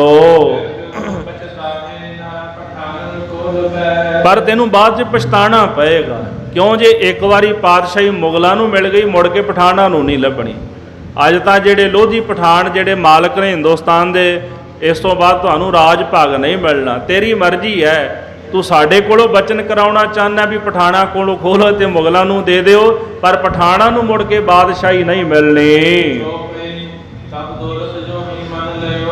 ਸਾਧ ਸੰਗਤ ਜੀ ਦੌਲਤ ਖਾਂ ਨੇ ਮਹਾਰਾਜ ਦੇ ਬਚਨ ਸੁਣੇ, ਕਹਿੰਦਾ ਜੀ ਸਤ ਬਚਨ, ਮੈਨੂੰ ਇਹ ਵੀ ਪ੍ਰਵਾਨ ਹੈ, ਮੈਨੂੰ ਨਹੀਂ ਚਾਹੀਦੀ ਕਿਸੇ ਤਰ੍ਹਾਂ ਦੀ ਪਾਤਸ਼ਾਹੀ ਕਿ ਪਠਾਣਾ ਦੇ ਘਰ ਦੇ ਵਿੱਚ ਰਹੇ, ਇਹ ਮੁਗਲਾਂ ਦੇ ਘਰ ਵਿੱਚ ਰਹਿੰਦੀ ਰਹੇ, ਪਰ ਪਠਾਣਾ ਕੋਲੋਂ ਜ਼ਰੂਰ ਖੋਹ ਲਓ। ਸਤਿਗੁਰੂ ਸੱਚੇ ਪਾਤਸ਼ਾਹ ਜੀ ਜ਼ਰੂਰਤ ਨਹੀਂ, ਇਹ ਪਠਾਨ ਜਿਹੜੇ ਨੇ ਇਹਨਾਂ ਨੂੰ ਰਾਜ ਭਾਗ ਦੁਆਰਾ ਪ੍ਰਾਪਤ ਹੋਵੇ। ਕਿਰਪਾ ਕਰੋ ਜੀ ਪਠਾਣਾ ਕੋਲੇ ਪਾਤਸ਼ਾਹੀ ਚਲੀ ਜਾਵੇ, ਭਾਵੇਂ ਮੁੜ ਕੇ ਪਠਾਣਾ ਕੋਲ ਪਾਤਸ਼ਾਹੀ ਆਵੇ ਜਾਂ ਨਾ ਆਵੇ, ਪਰ ਇੱਕ ਵਾਰੀ ਇਹਨਾਂ ਕੋਲੋਂ ਖੋ ਕੇ ਕਿਸੇ ਹੋਰ ਨੂੰ ਦੇ ਦਿਓ, ਬੜੇ ਵੱਡੇ ਪਾਪੀ ਹੋ ਗਏ ਹਨ। ਸਤਿਗੁਰੂ ਮੇਰੇ ਮਨ ਦੇ ਵਿੱਚ ਇਹੀ ਚਾਹ ਹੈ, ਇਹੀ ਇੱਛਾ ਹੈ, ਮੈਨੂੰ ਸਿੱਖ ਜਾਣੋ ਆਪਣਾ ਸੇਵਕ ਜਾਣ ਕੇ, ਮੇਰੇ ਮਨ ਦੀ ਇੱਛਾ ਜਿਹੜੀ ਹੈ ਪੂਰਨ ਕਰ ਦਿਓ। ਸਤਿਗੁਰ ਜੀ ਫਿਰ ਬਚਨ ਕਰਦੇ ਨੇ, ਠੀਕ ਹੈ ਦੌਲਤ ਖਾਂ, ਜੇ ਤੂੰ ਚਾਹੁੰਦਾ ਕਿ ਅਸੀਂ ਪਠਾਣਾ ਕੋਲੋਂ ਪਾਤਸ਼ਾਹੀ ਖੋਹ ਕੇ ਤੇ ਮੁਗਲਾਂ ਨੂੰ ਦੇ ਦਈਏ, ਫਿਰ ਇਦਾਂ ਹੀ ਹੋਵੇਗਾ। ਹੁਣ ਪਠਾਣਾ ਦੀ ਪਾਤਸ਼ਾਹੀ ਖਤਮ ਹੋ ਜਾਏਗੀ, ਗਰਕ ਹੋ ਜਾਏਗੀ, ਤੇ ਹਿੰਦੁਸਤਾਨ ਦੇ ਮੁਗਲ ਬਾਦਸ਼ਾਹ ਹੋਣਗੇ।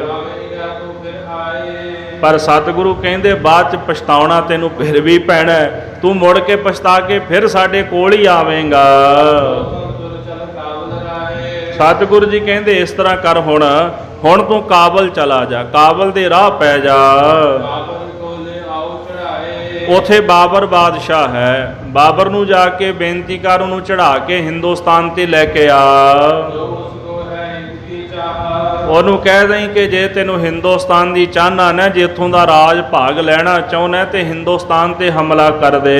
ਨਾਮ ਬਾਤ ਕਰੇ ਸੋ ਆਏ। ਪਰ ਸਾਡੀ ਸ਼ਰਤ ਇਹ ਹੈ, ਜੇ ਬਾਬਰ ਹਿੰਦੁਸਤਾਨ ਤੇ ਚੜ ਕੇ ਆਏਗਾ, ਪਰ ਸਭ ਤੋਂ ਪਹਿਲਾਂ ਗੱਲ ਸਾਡੇ ਨਾਲ ਆ ਕੇ ਕਰੇ। ਜੇ ਉਹਨੂੰ ਪਾਤਸ਼ਾਹੀ ਚਾਹੀਦੀ ਹੈ, ਬਾਬਰ ਨੂੰ ਪਾਤਸ਼ਾਹੀ ਮਹਾਰਾਜ ਨੇ ਦਿੱਤੀ ਸੀ ਨਾ, ਇਸ ਕਰਕੇ ਜੇ ਉਹਨੂੰ ਪਾਤਸ਼ਾਹੀ ਚਾਹੀਦੀ ਹੈ ਨਾ, ਉਹ ਸਾਡੇ ਨਾਲ ਪਹਿਲਾਂ ਗੱਲ ਕਰੇ, ਆ ਕੇ ਸਾਡੇ ਨਾਲ ਸਲਾਹ ਮਸ਼ਵਰਾ ਕਰੇ, ਉਸ ਤੋਂ ਬਾਅਦ ਅਸੀਂ ਬਾਬਰ ਨੂੰ ਪਾਤਸ਼ਾਹੀ ਦੇਵਾਂਗੇ। ਸੋ ਵਾਹਿ ਰਹਿ ਨੀਚਾ, ਜੋ ਸਾਡੇ ਨਾਲ ਫਿਰ ਜੋ ਅਸੀਂ ਬਚਨ ਕਹਾਂਗੇ, ਉਹ ਜੇ ਸਾਡੇ ਬਚਨ ਨਹੀਂ ਮੰਨੇਗਾ, ਉਸ ਪਰ ਹੋਰ ਚੜਾਵੋ ਤੀਜਾ, ਫਿਰ ਅਸੀਂ ਉਹਨਾਂ ਤੇ ਫਿਰ ਹੋਰ ਕੋਈ ਤੀਜਾ ਚੜਾ ਦੇਾਂਗੇ। ਹੋਇਆ ਵੀ ਤਾਂ ਇਸੇ ਤਰ੍ਹਾਂ ਸੀ। ਪਠਾਣਾ ਕੋਲੋਂ ਪਾਤਸ਼ਾਹੀ ਖੋਹ ਕੇ ਮਹਾਰਾਜ ਨੇ ਮੁਗਲਾਂ ਨੂੰ ਦਿੱਤੀ, ਪਰ ਜਦੋਂ ਮੁਗਲ ਪਾਪੀ ਹੋ ਗਏ, ਉਹਨਾਂ ਤੇ ਤੀਸਰਾ ਚਾੜ ਦਿੱਤਾ ਖਾਲਸਾ ਪੰਥ। ਫਿਰ ਤੀਜਾ ਖਾਲਸਾ ਪੰਥ ਉਹਨੇ ਹਮਲਾ ਕੀਤਾ ਤੇ ਮੁਗਲਾਂ ਦੀ ਜੜ ਹਿੰਦੁਸਤਾਨ ਦੇ ਵਿੱਚੋਂ ਪੱਟ ਦਿੱਤੀ। ਯਾਦ ਰੱਖਿਓ ਕਿ ਪਠਾਣਾ ਦੀ ਜੜ ਪੱਟਣ ਵਾਲੇ ਗੁਰੂ ਨਾਨਕ ਸਾਹਿਬ ਸਨ ਹਿੰਦੁਸਤਾਨ ਵਿੱਚੋਂ, ਤੇ ਮੁਗਲਾਂ ਦੀ ਜੜ ਪੱਟਣ ਵਾਲਾ ਗੁਰੂ ਕਾ ਖਾਲਸਾ ਪੰਥ ਸੀ, ਜਿਹਨੂੰ ਮਹਾਰਾਜ ਨੇ ਪੈਦਾ ਕੀਤਾ। ਤਾਂ ਹੀ ਬਚਨ ਆਇਆ ਕਿ ਬਾਬਰ ਯਾਦ ਰੱਖੇ, ਜੋ ਸਾਡੇ ਬਚਨਾਂ ਅਨੁਸਾਰ ਨਹੀਂ ਚੱਲੇਗਾ, ਸਾਡੇ ਬਚਨ ਨਹੀਂ ਮੰਨੇਗਾ, ਤੇ ਅਸੀਂ ਫਿਰ ਉਹਦੇ ਉੱਪਰ ਤੀਜਾ ਚੜਾ ਦੇਾਂਗੇ ਤੇ ਉਹਦਾ ਵੀ ਨਾਸ਼ ਕਰ ਦੇਾਂਗੇ। ਦੌਲਤ ਬਹੁ ਖੁਸ਼ ਭਇਓ, ਇਹ ਬਚਨ ਸੁਣ ਕਰਕੇ ਦੌਲਤ ਖਾਂ ਬੜਾ ਪ੍ਰਸੰਨ ਹੋਇਆ ਹੈ। ਖੁਸ਼ੀ ਹੋਤ ਸੁਤ ਜਿਓ, ਸਾਧ ਸੰਗਤ ਜੀ, ਜਿਵੇਂ ਪੁੱਤਰ ਦੇ ਜਨਮ ਹੋਣ ਦੇ ਨਾਲ ਖੁਸ਼ੀ ਹੁੰਦੀ ਮਾਤਾ ਪਿਤਾ ਨੂੰ, ਇਹੋ ਜੀ ਖੁਸ਼ੀ ਦੌਲਤ ਖਾਂ ਦੇ ਅੰਦਰ ਪੈਦਾ ਹੋ ਗਈ। ਦੋਹਰਾ ਜਿਤ ਦੁਸ਼ਮਨ ਸਰਬ ਹੋਵੇ, ਹਰ ਪਰੈ ਕਾਲੇ ਮੀ। ਜਿਵੇਂ ਸਾਧ ਸੰਗਤ ਜੀ, ਕੋਈ ਰਾਜਾ ਹੁੰਦਾ ਹੈ, ਉਹਦਾ ਜਦੋਂ ਦੁਸ਼ਮਣ ਮਰ ਜਾਏ ਨਾ ਮੈਦਾਨੇ ਜੰਗ ਵਿੱਚ, ਤੇ ਉਹ ਕਿੰਨਾ ਖੁਸ਼ ਹੁੰਦਾ ਹੈ। ਦੂਸਰਾ ਹੁੰਦਾ ਦੁਕਾਲ। ਦੁਕਾਲ ਦਾ ਭਾਵ ਹੁੰਦਾ ਵੀ ਔਖਾ ਸਮਾਂ। ਵੈਸੇ ਦੁਕਾਲ ਨੂੰ ਜੇ ਅੱਖਰੀ ਅਰਥ ਕਰਨੇ ਹੋਣ ਨਾ, ਦੁਕਾਲ ਔਖਾ ਸਮਾਂ, ਔਖੀ ਘੜੀ। ਦੁਕਾਲ ਪੁਰਾਣੇ ਸਮੇਂ ਵਿੱਚ ਕਿਹਨੂੰ ਕਹਿੰਦੇ ਸਨ? ਜਦੋਂ ਮੀਂਹ ਨਹੀਂ ਸੀ ਨਾ ਪੈਂਦਾ ਤੇ ਫਸਲ ਨਹੀਂ ਸੀ ਹੁੰਦੀ ਲੋਕਾਂ ਦੀ, ਉਦੋਂ ਲੋਕ ਕਹਿੰਦੇ ਸੀ ਵੀ ਦੁਕਾਲ ਪੈ ਗਿਆ, ਕਾਲ ਪੈ ਗਿਆ। ਭੋਜਨ ਨਹੀਂ ਸੀ ਹੁੰਦਾ, ਅੰਨ ਨਹੀਂ ਸੀ ਉਗਦਾ, ਤੇ ਲੋਕਾਂ ਦੇ ਘਰਾਂ ਵਿੱਚ ਪ੍ਰਸ਼ਾਦਾ ਨਹੀਂ ਸੀ ਬਣਦਾ, ਤੇ ਕਾਲ ਪੈ ਜਾਂਦਾ ਸੀ ਅੰਨ ਦਾ। ਉਹਨੂੰ ਕਹਿੰਦੇ ਦੁਕਾਲ। ਫਿਰ ਜਦੋਂ ਮੀਂਹ ਪੈ ਜਾਣਾ, ਫਸਲ ਉੱਗ ਜਾਣੀ, ਫਿਰ ਸੁਕਾਲ ਹੋ ਜਾਣਾ, ਸ੍ਰੇਸ਼ਟ ਸਮਾਂ ਆ ਜਾਣਾ। ਇਸ ਤਰ੍ਹਾਂ ਜਦੋਂ ਦੁਕਾਲ ਦੇ ਵਿੱਚ ਮੀਂਹ ਪੈਣ ਨਾਲ ਸੁਕਾਲ ਆ ਜਾਂਦਾ, ਚੰਗਾ ਸਮਾਂ ਆ ਜਾਂਦਾ, ਤੇ ਲੋਕਾਂ ਨੂੰ ਖੁਸ਼ੀ ਹੁੰਦੀ ਹੈ। ਇੰਨ ਬਿਨ ਇਸੇ ਪ੍ਰਕਾਰ ਜਦੋਂ ਸਤਿਗੁਰਾਂ ਦੇ ਬਚਨ ਹੋਏ, ਤੇ ਮਹਾਰਾਜ ਦੇ ਬਚਨਾਂ ਦੇ ਨਾਲ ਦੌਲਤ ਖਾਂ ਬੜਾ ਪ੍ਰਸੰਨ ਹੋ ਗਿਆ।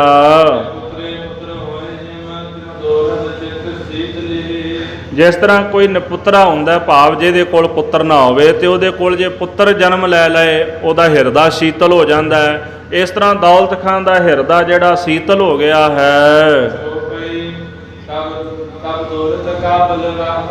ਇਸ ਤਰ੍ਹਾਂ ਦੌਲਤ ਖਾਂ ਜਿਹੜਾ ਸੀ, ਉਹ ਕਾਬਲ ਦੇ ਰਾਹ ਪੈ ਗਿਆ। ਉਹਨੇ ਫਕੀਰਾਂ ਵਾਲਾ, ਕੰਗਾਲਾਂ ਵਾਲਾ ਭੇਖ ਜਿਹੜਾ ਸੀ ਸਰੀਰ ਤੇ ਬਣਾ ਲਿਆ, ਤੇ ਕਾਬਲ ਦੇ ਰਾਹ ਨੂੰ ਤੁਰ ਪਿਆ। ਕਾਰਨ ਇਹ ਸੀ ਕਿ ਜਿਹੜਾ ਬੈਰਮ ਖਾਨ ਸੀਗਾ, ਉਹਨੇ ਰਾਹ ਵਿੱਚ ਫੌਜਾਂ ਲਾਈਆਂ ਸਨ। ਉਹਨਾਂ ਨੂੰ ਇਹ ਸੀ ਵੀ ਦੌਲਤ ਖਾਂ ਕਿਤੇ ਇੱਥੋਂ ਬਾਹਰ ਨਾ ਭੱਜ ਜਾਏ। ਉਹ ਨਹੀਂ ਸਨ ਚਾਹੁੰਦੇ ਕਿ ਦੌਲਤ ਖਾਂ ਜਿਹੜਾ ਹੈ, ਉਹ ਕਾਬਲ ਦੇ ਰਾਹ ਤੁਰ ਕੇ ਤੇ ਕਾਬਲ ਵਿੱਚ ਪਹੁੰਚ ਜਾਏ, ਤੇ ਉੱਥੋਂ ਜਾ ਕੇ ਕਿਸੇ ਨੂੰ ਚੜਾ ਕੇ ਹਮਲਾ ਕਰਾ ਦਏ। ਹੁਣ ਜਿਨ੍ਹਾਂ ਰਾਹਾਂ ਦੇ ਉੱਤੇ ਫੌਜਾਂ ਖੜੀਆਂ ਸਨ, ਦੌਲਤ ਖਾਂ ਨੇ ਉਹ ਰਾਹ ਛੱਡ ਦਿੱਤਾ ਤੇ ਹੋਰ ਰਸਤੇ ਪੈ ਗਿਆ ਹੈ। ਰਾਹੇ ਕੁਰਾਹੇ ਪੈਂਦਾ ਹੋਇਆ, ਔਖੀਆਂ ਘਾਟੀਆਂ ਵਿੱਚੋਂ ਨਿਕਲਦਾ ਹੋਇਆ ਕਾਬਲ ਜਾ ਪਹੁੰਚਿਆ ਹੈ। ਇਸ ਤਰ੍ਹਾਂ ਉਹਨੇ ਆਪਣਾ ਜਿਹੜਾ ਭੇਖ ਸੀਗਾ, ਉਹ ਦੁਬਾਰਾ ਬਣਾ ਲਿਆ। ਪਹਿਲਾਂ ਕੰਗਾਲਾਂ ਵਾਲਾ, ਗਰੀਬਾਂ ਜਾ ਵਾਲਾ ਭੇਖ ਬਣਾਇਆ ਸੀ, ਕੋਈ ਪਛਾਣੇ ਨਾ, ਤੇ ਇਸ ਤਰ੍ਹਾਂ ਉੱਥੇ ਜਾ ਕੇ ਦੁਬਾਰਾ ਦੌਲਤ ਖਾਂ ਨੇ ਆਪਣਾ ਭੇਸ ਬਣਾ ਲਿਆ, ਕਿਉਂਕਿ ਉਹ ਵੀ ਫੌਜਦਾਰ ਸੀ ਨਾ ਸੁਲਤਾਨਪੁਰੇ ਦਾ, ਤੇ ਇਸ ਤਰ੍ਹਾਂ ਆਪਣਾ ਫਿਰ ਅਸਲੀ ਭੇਸ ਬਣਾ ਲਿਆ ਹੈ। ਇਸ ਤਰ੍ਹਾਂ ਬਾਬਰ ਦੇ ਦੇਸ਼ ਕਾਬਲ ਜਾ ਵੜਿਆ ਹੈ। ਹੁਣ ਉਹ ਬਾਦਸ਼ਾਹ ਸੀ ਬਾਬਰ, ਤੇ ਬਾਬਰ ਨੂੰ ਮਿਲਣਾ ਕੋਈ ਸੌਖੀ ਗੱਲ ਥੋੜਾ ਸੀ। ਉੱਥੇ ਮੇਲ ਨਹੀਂ ਸੀ ਹੋ ਸਕਦਾ ਬਾਬਰ ਦੇ ਨਾਲ, ਬੜੀ ਔਖੀ ਗੱਲ ਸੀ। ਸਤਿਗੁਰੂ ਨੇ ਧਿਆਏ ਸੋਈ। ਫਿਰ ਦੌਲਤ ਖਾਨ ਨੇ ਸਤਿਗੁਰਾਂ ਦੇ ਚਰਨਾਂ ਦਾ ਧਿਆਨ ਧਾਰਨ ਕਰਕੇ ਨਾ ਸਤਿਗੁਰਾਂ ਨੂੰ ਯਾਦ ਕੀਤਾ। ਗੁਰੂ ਨਾਨਕ ਸਾਹਿਬ ਦੇ ਚਰਨਾਂ ਵਿੱਚ ਬੇਨਤੀ ਕੀਤੀ ਹੈ, ਮਹਾਰਾਜ ਕਿਰਪਾ ਕਰੋ ਕੋਈ ਇਹੋ ਜਿਹਾ ਵਿਧੀ ਵਿਧਾਨ ਬਣਾ ਦਿਓ ਕਿ ਮੈਂ ਜਾ ਕੇ ਬਾਬਰ ਨੂੰ ਮਿਲ ਲਵਾਂ। ਬਾਬਰ ਸੁਮਨ ਭਇਓ। ਸਤਿਗੁਰਾਂ ਨੂੰ ਯਾਦ ਕਰਦਿਆਂ ਹੀ ਕਲਾ ਵਰਤ ਗਈ ਕਿ ਬਾਬਰ ਦੇ ਨਾਲ ਦੌਲਤ ਖਾਨ ਦਾ ਮਿਲਾਪ ਹੋਇਆ ਹੈ। ਸਤਿਗੁਰ ਕੋ ਧਿਆਵਤ ਭਇਓ। ਜਦੋਂ ਨੇ ਸਤਿਗੁਰੂ ਸੱਚੇ ਪਾਤਸ਼ਾਹ ਜੀ ਨੂੰ ਇੱਕ ਮਨ ਇੱਕ ਚਿੱਤ ਹੋ ਕਰਕੇ ਯਾਦ ਕੀਤਾ ਹੈ। ਆਵਾਜ਼ ਨੂੰ ਸਭ ਸੁਣ ਲਿਓ। ਹਿੰਦੁਸਤਾਨ ਦਾ ਜਿੰਨਾ ਵੀ ਹਵਾਲਾ ਸੀ ਨਾ ਉਹ ਸਾਰਾ ਹੀ ਬਾਬਰ ਨੇ ਸੁਣ ਲਿਆ। ਖਾਨ ਕੋ ਆਦਰ ਭਇਓ। ਉਹਨੇ ਦੌਲਤ ਖਾਨ ਦਾ ਬੜਾ ਆਦਰ ਸਤਿਕਾਰ ਕੀਤਾ, ਬੜਾ ਮਾਣ ਕੀਤਾ ਹੈ। ਦਿੱਤੀ ਭੇਤ ਬਤਾਇਓ। ਦੌਲਤ ਖਾਨ ਨੇ ਦਿੱਲੀ ਦਾ ਸਾਰਾ ਭੇਦ ਦੱਸ ਦਿੱਤਾ ਕਿ ਬੈਰਮ ਖਾਨ ਨੇ ਹਿੰਦੁਸਤਾਨ ਦਾ ਰਾਜ ਭਾਗ ਤੀਲਾ ਤੀਲਾ ਕਰ ਦਿੱਤਾ ਹੈ। ਬਹੁਤ ਜੋੜ ਕਰ ਬਿਨੋ ਸੁਨਾਇਓ। ਤੇ ਉਹਨੇ ਸਾਰਾ ਕੁਝ ਜੋੜ ਕੇ ਗਿਣ ਕੇ ਸੁਣਾ ਦਿੱਤਾ ਵੀ ਇੰਨੀਆਂ ਫੌਜਾਂ ਨੇ, ਇੰਨੇ ਘੋੜੇ ਨੇ, ਇੰਨਾ ਤੋਪਖਾਨਾ ਉਹਦੇ ਕੋਲ, ਜੋ ਕੁਝ ਵੀ ਸੀ ਉਹ ਸਾਰਾ ਕੁਝ ਹੀ ਸੁਣਾ ਦਿੱਤਾ ਹੈ। ਅਗਲੇ ਦੇ ਮਰਵਾਏ। ਨਾਲੇ ਵੀ ਬਚਨ ਆਖਿਆ ਕਿ ਉਹਨੇ ਸਾਰੇ ਆਪਣੇ ਸੂਬੇਦਾਰ ਮਰਾ ਦਿੱਤੇ ਜਿਹੜੇ ਪੁਰਾਣੇ ਸਨ। ਮਾਲਕ ਦੇ ਸੂਬੇ ਠਹਿਰਾਏ। ਉਹਨਾਂ ਸੂਬਿਆਂ ਵਿੱਚ ਮੇਰੇ 4 ਪੁੱਤਰ ਨਵਾਬ ਸਨ, ਸੂਬੇਦਾਰ ਸਨ, ਉਹਨਾਂ ਨੂੰ ਵੀ ਮਰਵਾ ਦਿੱਤਾ। ਤੇ ਨਵੇਂ ਜਿਹੜੇ ਬਾਲਕ ਬੱਚੇ ਅਣਜਾਣ ਸਨ ਉਹਨਾਂ ਨੂੰ ਜਾ ਕੇ ਤਖਤਾਂ ਤੇ ਬਿਠਾ ਦਿੱਤਾ, ਸੂਬੇਦਾਰ ਬਣਾ ਦਿੱਤਾ ਹੈ। ਤੇ ਬੰਦੋਬਸਤ ਨਾ ਹੋਵੇ। ਇਸ ਕਰਕੇ ਹੇ ਬਾਬਰ ਬਾਦਸ਼ਾਹ ਉਹਨਾਂ ਬੱਚਿਆਂ ਕੋਲੋਂ ਹਿੰਦੁਸਤਾਨ ਦਾ ਬੰਦੋਬਸਤ ਨਹੀਂ ਹੋ ਸਕਦਾ, ਬਲਕਿ ਇਹ ਤਾਂ ਦੂਜੇ ਸੂਬੇਦਾਰਾਂ ਉੱਪਰ ਬਦੀ ਲਾਉਣ ਲੱਗ ਪਏ ਨੇ, ਉਹਨਾਂ ਦੇ ਉੱਪਰ ਤੋਹਮਤਾਂ ਲਾ ਲਾ ਕੇ ਉਹਨਾਂ ਨੂੰ ਮਾਰਨ ਲੱਗ ਪਏ ਹਨ।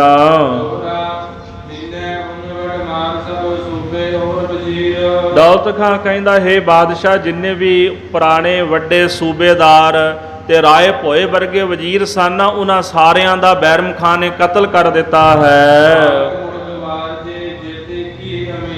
ਜਿੰਨੇ ਵੀ ਮੂਰਖ ਗਵਾਰ ਸਨ ਨਾ ਉਹਨਾਂ ਬਾਲਕਾਂ ਨੂੰ ਇਹਨੇ ਅਮੀਰ ਬਣਾ ਦਿੱਤਾ, ਤਖਤਾਂ ਤੇ ਬਿਠਾ ਦਿੱਤਾ ਹੈ ਤੇ ਹਿੰਦੁਸਤਾਨ ਦਾ ਰਾਜ ਭਾਗ ਬੰਦੋਬਸਤ ਸਾਰਾ ਕੁਝ ਡਾਵਾਂ ਡੋਲ ਕਰ ਦਿੱਤਾ, ਬੇੜਾ ਗਰਕ ਕਰ ਦਿੱਤਾ ਹੈ। ਤੇ ਜੇਕਰ ਹੁਣ ਇਸ ਵਕਤ ਕੋਈ ਬਚ ਗਿਆ, ਬਾਕੀ ਤਾਂ ਮਾਰ ਦਿੱਤੇ, ਪਰ ਜੇਕਰ ਕੋਈ ਆਪਣੀ ਕਿਸਮਤ ਦੇ ਨਾਲ ਹੁਣ ਹਾਲੇ ਤੱਕ ਬਚਿਆ ਹੈ, ਹੇ ਬਾਬਰ ਉਹਨਾਂ ਨੂੰ ਜੀਉਣ ਦੀ ਆਸਾ ਨਹੀਂ। ਉਹਨਾਂ ਨੂੰ ਪਤਾ ਹੈ ਵੀ ਕਿਸੇ ਵਕਤ ਵੀ ਆ ਕਰਕੇ ਸਾਨੂੰ ਬੈਰਮ ਖਾਂ ਮਾਰ ਸਕਦਾ ਹੈ। ਜਿੰਨੇ ਵੀ ਰਜਵਾੜੇ ਹਨ ਸਾਰੇ ਦਲਗੀਰ ਕਰ ਦਿੱਤੇ, ਉਹ ਘਬਰਾ ਗਏ ਹਨ। ਇਸੇ ਪ੍ਰਕਾਰ ਜਿੰਨੇ ਵੀ ਕਹਿੰਦੇ ਮਰੱਟੇ ਤੇ ਦੱਖਣੀ ਨੇ ਉਹਨਾਂ ਸਾਰਿਆਂ ਨੂੰ ਬਦਲ ਦਿੱਤਾ ਹੈ। ਇਸੇ ਪ੍ਰਕਾਰ ਉਹਦੇ ਪਾਸ ਨਾ ਇੱਕ ਪ੍ਰਧਾਨ ਸੀ, ਪ੍ਰਧਾਨ ਕਹਿੰਦੇ ਨੇ ਵੀ ਮੁਖੀ ਨੂੰ ਇਦਾਂ ਕਹਿ ਲਓ ਵੀ ਇਹਨਾਂ ਨੇ ਇਸ਼ਾਰਾ ਕੀਤਾ ਵਜ਼ੀਰੇ ਆਜ਼ਮ ਵੱਲ, ਭਾਵ ਰਾਏ ਭੋਏ ਵੱਲ। ਦੌਲਤ ਖਾਂ ਕਹਿੰਦਾ ਵੀ ਜਿਹੜਾ ਰਾਏ ਭੋਏ ਸੀਗਾ ਉਹ ਬੈਰਮ ਖਾਨ ਦਾ ਬੜਾ ਸਿਆਣਾ ਵਜ਼ੀਰ ਸੀ, ਬੜਾ ਅਕਲਦਾਰ ਸੀ, ਬੜਾ ਵੱਡਾ ਸੁਜਾਨ ਪੁਰਸ਼ ਹੈ। ਜਦੋਂ ਉਸ ਵਜ਼ੀਰ ਨੇ ਵੇਖੇ ਕਿ ਬੈਰਮ ਖਾਨ ਨੇ ਵੱਡੇ ਵੱਡੇ ਅਮੀਰ ਸੂਬੇਦਾਰ ਮਾਰ ਦਿੱਤੇ ਹਨ, ਉਹਨੇ ਵੇਖਿਆ ਕਿ ਸਾਰੇ ਕੰਮ ਉਲਟ ਹੋ ਰਹੇ ਨੇ, ਇਹਨੇ ਤਾਂ ਸਾਰਾ ਰਾਜ ਸਾਜ ਜਿਹੜਾ ਉਹਦਾ ਪੱਠਾ ਬਿਠਾ ਦਿੱਤਾ, ਬੇੜਾ ਗਰਕ ਕਰ ਦਿੱਤਾ ਹੈ। ਉਹਨੇ ਜਾ ਕੇ ਬੈਰਮ ਖਾਨ ਨੂੰ ਭਲੇ ਦੀ ਗੱਲ ਆਖੀ ਹੈ ਕਿ ਇਹ ਜੋ ਤੂੰ ਕਰ ਰਹੇ ਆ ਇਹ ਬਿਲਕੁਲ ਸਹੀ ਨਹੀਂ ਕਰ ਰਿਹਾ, ਠੀਕ ਨਹੀਂ ਕਰ ਰਿਹਾ, ਕਿ ਇਹੋ ਜਿਹੇ ਜਿਹੜੇ ਵੱਡੇ ਕੰਮ ਨੇ ਨਾ ਉਹ ਛੋਟੇ ਨਹੀਂ ਕਰਦੇ ਹੁੰਦੇ। ਉਹਦਾ ਕਹਿਣ ਦਾ ਮਤਲਬ ਇਹ ਸੀਗਾ ਵੀ ਜਿਨ੍ਹਾਂ ਬੱਚਿਆਂ ਨੂੰ, ਨਵੇਂ ਲੜਕਿਆਂ ਨੂੰ ਤੂੰ ਸੂਬੇਦਾਰ ਬਣਾ ਦਿੱਤਾ ਨਾ, ਇਹ ਰਾਜ ਸਾਜ ਦੇ ਜਿਹੜੇ ਵੱਡੇ ਕੰਮ ਨੇ ਨਾ ਛੋਟੇ ਛੋਟੇ ਬੱਚੇ ਨਹੀਂ ਕਰ ਸਕਦੇ। ਇਸ ਪ੍ਰਕਾਰ ਜਿਹੜੇ ਮਾਰੇ ਵੱਡੇ ਚਾਹੀਏ ਨਾ ਸੂਰੇ, ਜਿਹੜੇ ਵੱਡੇ ਸੂਰਮੇ ਨੇ, ਪੁਰਾਣੇ ਨਵਾਬ ਨੇ, ਜਿਹੜੇ ਹੁਣ ਤੱਕ ਰਾਜ ਸਾਜ ਸੰਭਾਲਦੇ ਆ ਰਹੇ ਨੇ, ਉਹਨਾਂ ਨੂੰ ਵੀ ਮਾਰਨਾ ਚੰਗੀ ਗੱਲ ਨਹੀਂ ਹੈ। ਇਸ ਤਰ੍ਹਾਂ ਕਹਿੰਦੇ ਜਿਹੜੇ ਛੋਟੇ ਕੰਮ ਨੇ ਉਹ ਛੋਟੇ ਕੰਮ ਤਾਂ ਹਰ ਬੰਦਾ ਕਰ ਲੈਂਦਾ, ਪਰ ਜਿਹੜੇ ਵੱਡੇ ਕੰਮ ਨੇ ਨਾ ਛੋਟਿਆਂ ਕੋਲੋਂ ਕਦੇ ਪੂਰੇ ਨਹੀਂ ਹੁੰਦੇ।